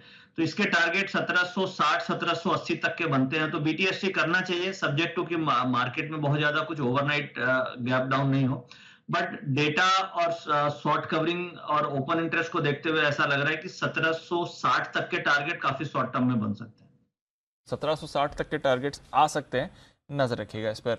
जय, टीसीएस आईटी में मूव आई है। मिड कैप आईटी से मूव शुरू हुई थी बट दिग्गज भी अच्छा परफॉर्म कर रहे हैं। टीसीएस भी डेज हाई पर है और 3.5% ऊपर टीसीएस है, तो बड़ा योगदान निफ्टी की मूव में आज टीसीएस का भी है। इस पर क्या व्यू है 3100 पर जय? बहुत ही हाई प्रोबेबिलिटी है दीप कि हमें टीसीएस में एक अच्छा मूव यहाँ से ऊपर की तरफ देखने मिल सकते हैं। मुझे ऐसा लग रहा है कि जो हिसाब से ये स्टॉक में एक रिवर्सल आया है दीप, नेक्स्ट टारगेट जो इसका निकल कर आ रहा है वो 3220 के आसपास का है। अगर आप देखें तो इसमें क्लियरली एक गैप डाउन हमें देखने मिला था और वो गैप फिलअप हो सकता है ये जो बाउंस आया है उसमें। और जैसे ही 3220 के ऊपर निकलता है देन नेक्स्ट टारगेट इसके निकल कर आएंगे 3400 के। सो ये मूव जो अभी फिर से स्टार्ट हुआ है with positive divergence, I think ये अगर होल्ड आउट कर जाता है तो आपको आईटी में ओवरऑल एक अच्छा बाउंस बैक देखने मिल सकता है। On the lower side immediately जो सपोर्ट निकल कर आ रहा है वो 3000 से लेकर 3030 के लेवल्स का है। ओके, तो ये है आपके लिए टीसीएस जिस पर रखिएगा नजर। ज्यादा खास इस समय नहीं दिख रहा है। भारतीय एयरटेल ने आज लाइफ हाई बनाया था, सुबह इस काउंटर पर भी एक अच्छी मूव आ रही थी और गेंस के साथ ही क्लोज हो रहा है। यही भी एक काउंटर है जेडार पर रहना चाहिए। सुमित जी, एचडीएफसी बैंक 1300 के नीचे गया था कल की गिरावट में बट आज पूरा लेवल रिक्लेम कर रहा है और 1450 के ऊपर क्लोजिंग के आसार दे रहा है। एचडीएफसी बैंक के लिए अगली चाल कैसी रहेगी? और तेजी का मूव देखने को मिलेगा। एचडीएफसी बैंक के अंदर 200 डीएमए के ऊपर आज क्लोजिंग है और एक स्ट्रॉन्ग कैंडल है। 1450 के ऊपर नेक्स्ट लेवल बनेंगे 1480 से 1500 के, जो कि इमीडिएट शॉर्ट टर्म के टारगेट है। मेरे को लग रहा है कि इस रैली में स्टॉक 1550 के लेवल दिखाएगा इस सीरीज के अंदर। तो जिन्होंने पोजीशंस बनाई है वो लोग होल्ड करें, डिप पे खरीदारी करें। इमीडिएट टारगेट 1480 से 1500 तक के जल्दी 2-4 दिनों के अंदर ही देखने को मिलने चाहिए। तो अच्छे मूव इसमें भी आ सकते हैं। एचडीएफसी का भी एक अच्छा योगदान रहा है आज की मार्केट मूव में। इन काउंटर्स पर भी रखें नजर। और आईटीसी भी 2.5% ऊपर था, तो बाजार की तेजी में आईटीसी भी पार्टिसिपेट कर रहा था, इन्फोसिस भी आपको पार्टिसिपेट करते हुए दिखाए। आइए फिर क्लोजिंग की तरफ बढ़ते हैं और इवेंटफुल डे रहा है बाजारों के लिए। जबरदस्त रिबाउंड था, सुबह से ही हम देख रहे थे ग्लोबल संकेतों पर एक अच्छे गैप अप की उम्मीद थी, हुआ भी, बट मोर इंपॉर्टेंटली उस गैप अप के बाद बाजार लगातार ऊपर ही गया। और जैसा अनिल जी आपको स्ट्रैटेजी में बता रहे थे, सरप्राइज नहीं रहेगा अगर डेज हाई पर क्लोजिंग हो और एग्जैक्टली आप वैसा ही होते हुए देख रहे हैं। एग्जैक्टली डेज हाई पर इस समय बाजार ट्रेड कर रहे हैं आखिरी कुछ मिनटों के ट्रेड के लिए। 17,300 तो नहीं बट 17,300 के बेहद करीब निफ्टी ने आज आपको एक मूव देखी है। 400 पॉइंट का उछाल क्लोजिंग में निफ्टी पर आ रहा है। 48 निफ्टी स्टॉक्स हैं पॉजिटिव टेरिटरी में जो क्लोज होने के लिए तैयार हैं। बैंक्स का पूरा योगदान, इंडसइंड बैंक आपके लिए आज का टॉप गेनर रहा, बट बैंक्स और फाइनेंशियल्स यहीं से सबसे बड़ा कंट्रीब्यूशन आज की तेजी में आते हुए दिखा। तो IndusInd bank top gainer, Bajaj finance अच्छी खरीदारी इस पर थी, बजाज फिनसर्व पॉजिटिव रहा, एचडीएफसी बैंक दोनों में ही पॉजिटिव मोमेंटम था, कोटक महिंद्रा बैंक इस पर अच्छी खरीदारी रखी, एक्सिस एसबीआई में भी आपने पॉजिटिव मोमेंटम बनते हुए देखा है। इसके साथ ही मेटल काउंटर्स पर बढ़िया बाउंस बैक था, जेएसडब्ल्यू स्टील, टाटा स्टील दोनों में ही अच्छी खरीदारी रही। अदानी पोर्ट्स अच्छा बाउंस बैक, मंडे की गिरावट के बाद अदानी एंटरप्राइजेस भी मूव दिखाता हुआ, TCS, Infy, Wipro, HCL tech, tech Mahindra इन आईटी दिग्गजों का भी योगदान, और हीरो मोटोकॉर्प, आयशर मोटर्स, मारुति, एमएनएम यहां पर भी आपने खरीदारी देखी है। लाइफ हाई पर भारतीय एयरटेल आपको जाते हुए दिखा, और एलएनटी भसीन साहब का हाई कन्विक्शन स्टॉक, इससे भी आपने बढ़िया तेजी बनती हुई देखी है। वायदा कारोबार की तरफ आइए, जबरदस्त उछाल एमएनएम फाइनेंस में था, बढ़िया अपडेट्स के बाद आईडीएफसी फर्स्ट बैंक में 8% की तेजी, L&T finance, IDFC limited, Indiabulls housing, RBL, Chola investment इन सभी काउंटर्स में आपने जबरदस्त उछाल बनते हुए देखा है। Persistent systems, Coforge, emphasis, mid cap IT भी आज अच्छा योगदान दिखा रहा था। पॉलीकैप में पॉजिटिविटी देखी है, डेल्टा कॉप अच्छे एक्शन में दिखा, और जी एंटरटेनमेंट में भी आपने खरीदारी देखी है। United Spirits, TVS Motors, Vedanta, Shriram transport finance, L&T tech, Godrej properties, Jubilant food, Ashok Leyland और नैल्को, ये कुछ और काउंटर्स थे जहां पे आपने बढ़िया मूव बनती हुई देखी है।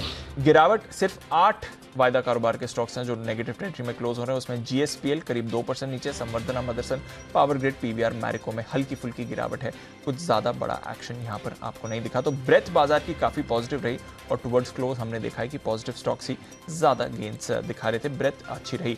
एंजल वन जबरदस्त अपडेट इनकी तरफ से आया था, 12.5% का उछाल आज आपने एंजल वन के चार्ट में देखा है। Mazagon Dock one way move आ रही है, रुकने का नाम नहीं ले रहा है, आज भी 10% ऊपर ये काउंटर आपको दिखा। एनएचपीसी 8.5% का उछाल था, Kalyan Jewellers, India Bulls Real Estate, Easy Trip Planners, Varun Beverages, La Opala, जेंजा Technologies, Godfrey Phillips, SJVN, Yes Bank, NLC India, ये सारे काउंटर्स थे जहां पर अपने अच्छी खरीदारी देख रही है। मैक्रोटेक डेवलपर्स में भी अच्छी मूव रही। किम्स करीब 2.5% नीचे, सुवेन फार्मा, एस्ट्राजेनेका, कंजाय नेरोलैक यहां पर गिरावट थी। ब्रिगेड एंटरप्राइजेस, सुप्रीम इंडस्ट्रीज और वीआईपी इंडस्ट्रीज थोड़ी गिरावट यहां पर।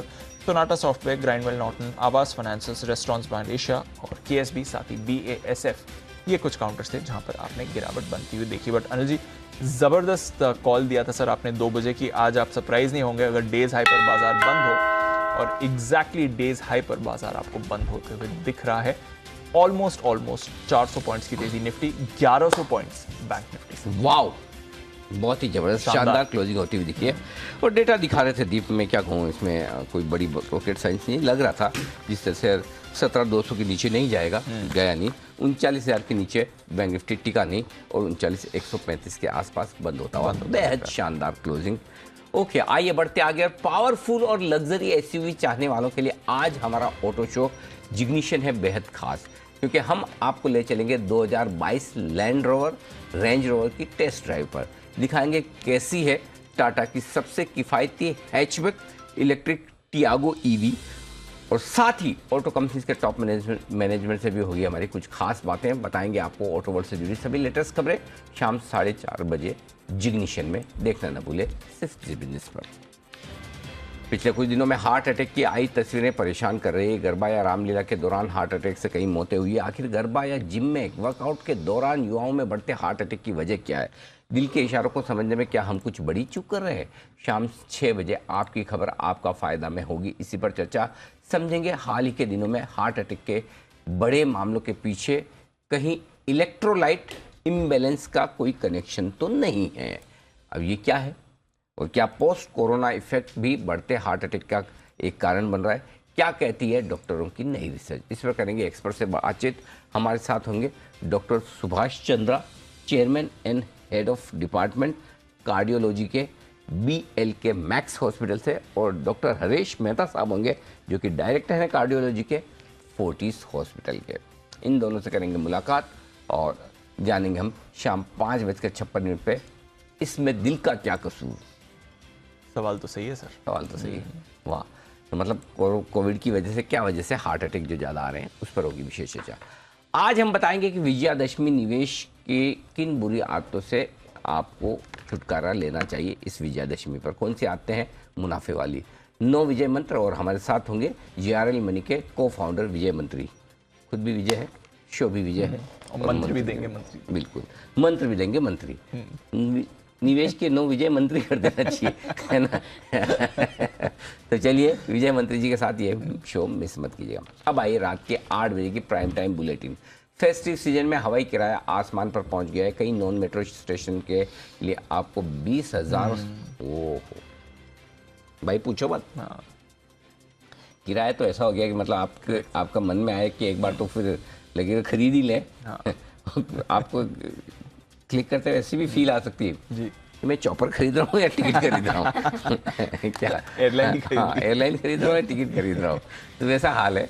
हवाई किराए में हुए इस बढ़त के पीछे जिम्मेदार कौन? एक तो मुझे पता है, एक 2-3 लोग का मुझे पता है, एक का तो कंफर्म ही है जो जिम्मेदार है सबसे ज्यादा, वो है भसीन साहब। बिल्कुल, घर में टिकते ही नहीं है पूरा टाइम। काफी तक आशु जी भी दोनों ही एक्चुअली, दोनों तेजी और मंदी की मतलब वकालत करने वाले हमारे, सबसे ज्यादा डिमांड इन्होंने बढ़ाई है। आप भी थोड़ा आते हैं इसलिए वीकेंड ट्रैवल आपका। अच्छा, इन दोनों की कोई खास जिम्मेदारी नहीं है फिर। बाकी लोग भी थोड़े थोड़े जिम्मेदार हैं हमारे जैसे, ये ज्यादा है लेकिन फिर भी। हवाई किराए ने पसीने छुड़ाए, ये है हमारी खास पेशकश आज के लिए। गैम्बलिंग और बेटिंग ऐप के प्रचार को लेकर सरकार ने अपनाया है सख्त रुख अपनाया है। सरकार ने टीवी चैनल्स, OTT प्लेटफॉर्म्स को साफ किया है कि वो बेटिंग और गैम्बलिंग को बढ़ावा देने के ऐड ना चलाए। आखिर गैम्बलिंग और बेटिंग गेम के एड्स में क्या खतरे हैं और क्यों सरकार ने इन्हें लेकर सख्त रुख अपनाया है, करेंगे चर्चा। बेटिंग का प्रचार, सख्त सरकार, ये हमारी एक और प्राइम टाइम स्टोरी। और अगली प्राइम टाइम स्टोरी है, दुनिया भर के सेंट्रल बैंक जिस तरह से ताबड़तोड़ ब्याज दरों में कर रहे हैं बढ़त, उससे UN ने दी है सख्त चेतावनी। कहा है भाई विकसित देशों के इस कदम से पूरी दुनिया आ जाएगी मंदी में, और थोड़ा संभालिए, समझिए आखिर ब्याज दरों से कैसे बढ़ रहा है मंदी का डर और UN की चिंता कितनी है सही, करेंगे बातचीत। ब्याज दर, UN का डर, ये है आज की हमारी सारी कवर स्टोरी जो आपको देखने को मिलेगी। इसके अलावा कल दिन भर में भले बाजार बंद है लेकिन ढेर सारा एक्शन आपके लिए है। देखिए हमारी खास पेशकश, 10 फ्रॉड का दहन। जी हाँ, कल पूरे दिन हमारे साथ होंगे अलग अलग फ्रॉड को समझाने वाले एक्सपर्ट जो बताएंगे कि आज के रावण रूपी 10 फ्रॉड जो आपकी गाड़ी कमाई पर डाका डाले उन्हें कैसे पहचाने और उनसे कैसे बचे। ये सब होगा आसान भाषा में, तो देखना मत भूलिएगा। 10 फ्रॉड का धन कल दिन भर जी बिजनेस पर। ये है हमारी दशहरा स्पेशल। और अब आइए गुरुवार को आपके लिए 2 विशेष प्रोग्राम है। एक तो सिड की SIP, सिड की सिप जो 9:45 बुधवार को मिलती है। वैसे मुझे लगा आज ही आ जाएंगे जी। हाँ, आज उन्होंने कोशिश तो की थी पूरी, लेकिन हम घुसपैठ करवा नहीं पाए। आज वसीम साहब थे ना, फिर समय नहीं मिलता था, तो इसलिए फिर हमने कहा कि गुरुवार को रख लिया जाए। सिद्धार्थ जी ने भी मान लिया कि चलिए गुरुवार को कर देते। तो गुरुवार को 9:45 पे इस हफ्ते की सिप आपको मिलेगी। और साथ ही गुरुवार को सुबह 11 बजे बग्गा साहब से होगी आपकी मुलाकात, AV ऑफ ग्लोबल मार्केट्स। और इस बार कुछ और अलग, कुछ और इंटरेस्टिंग करने की मैं सोच रहा हूँ जी। बग्गा साहब से संपर्क होते ही उस पर अमली जामा पहनाया जाएगा। मतलब उसको नहीं समझे? नहीं, हाँ मुझे पता था। मैंने जान पूछ गया। हाँ, मतलब उसको स्ट्रक्चर तो कर दिया, उसको एग्जीक्यूट किया जाएगा। ओके, हाँ ऐसा है, उस तरह से एग्जीक्यूट किया जाएगा। प्लान है अभी दिमाग में, इस प्लान को हम एक्शन में बदलेंगे। ये होगा आपके लिए सोमवार नहीं, गुरुवार सुबह 11 बजे। सोमवार वाली फीलिंग बहुत ज्यादा आ रही है एक्चुअली। आज फ्राइडे वाली फीलिंग, सोमवार फीलिंग में दिक्कत नहीं दी, फिर परसों आ नहीं पाएंगे। हाँ क्योंकि आज फ्राइडे वाली होगी तो फिर सैटरडे के बाद संडे भी तो चाहिए। तो इसलिए एंजॉय कीजिए दशहरा। और बिल्कुल जो भी पूजा अर्चना आप करते हैं, माता जी की भी आज पूजा है, तो आप सब अपने परिवार के साथ, दोस्तों के साथ त्योहार धूमधाम से मनाएं और परसों सुबह सुबह लौट कर आएँ। फिलहाल विदा लेने का वक्त है। चोपड़ा साहब, कुणाल जी, राकेश जी, साथ ही हमारे सुमित जी, जय ठक्कर साहब, गुप्ता जी और नितिन जी, आप सबका बहुत बहुत शुक्रिया समय देने के लिए, आज हमारा साथ देने के लिए। और परसों सुबह आप सबसे फिर होगी मुलाकात। मुझे दीप को इजाज़त दीजिए।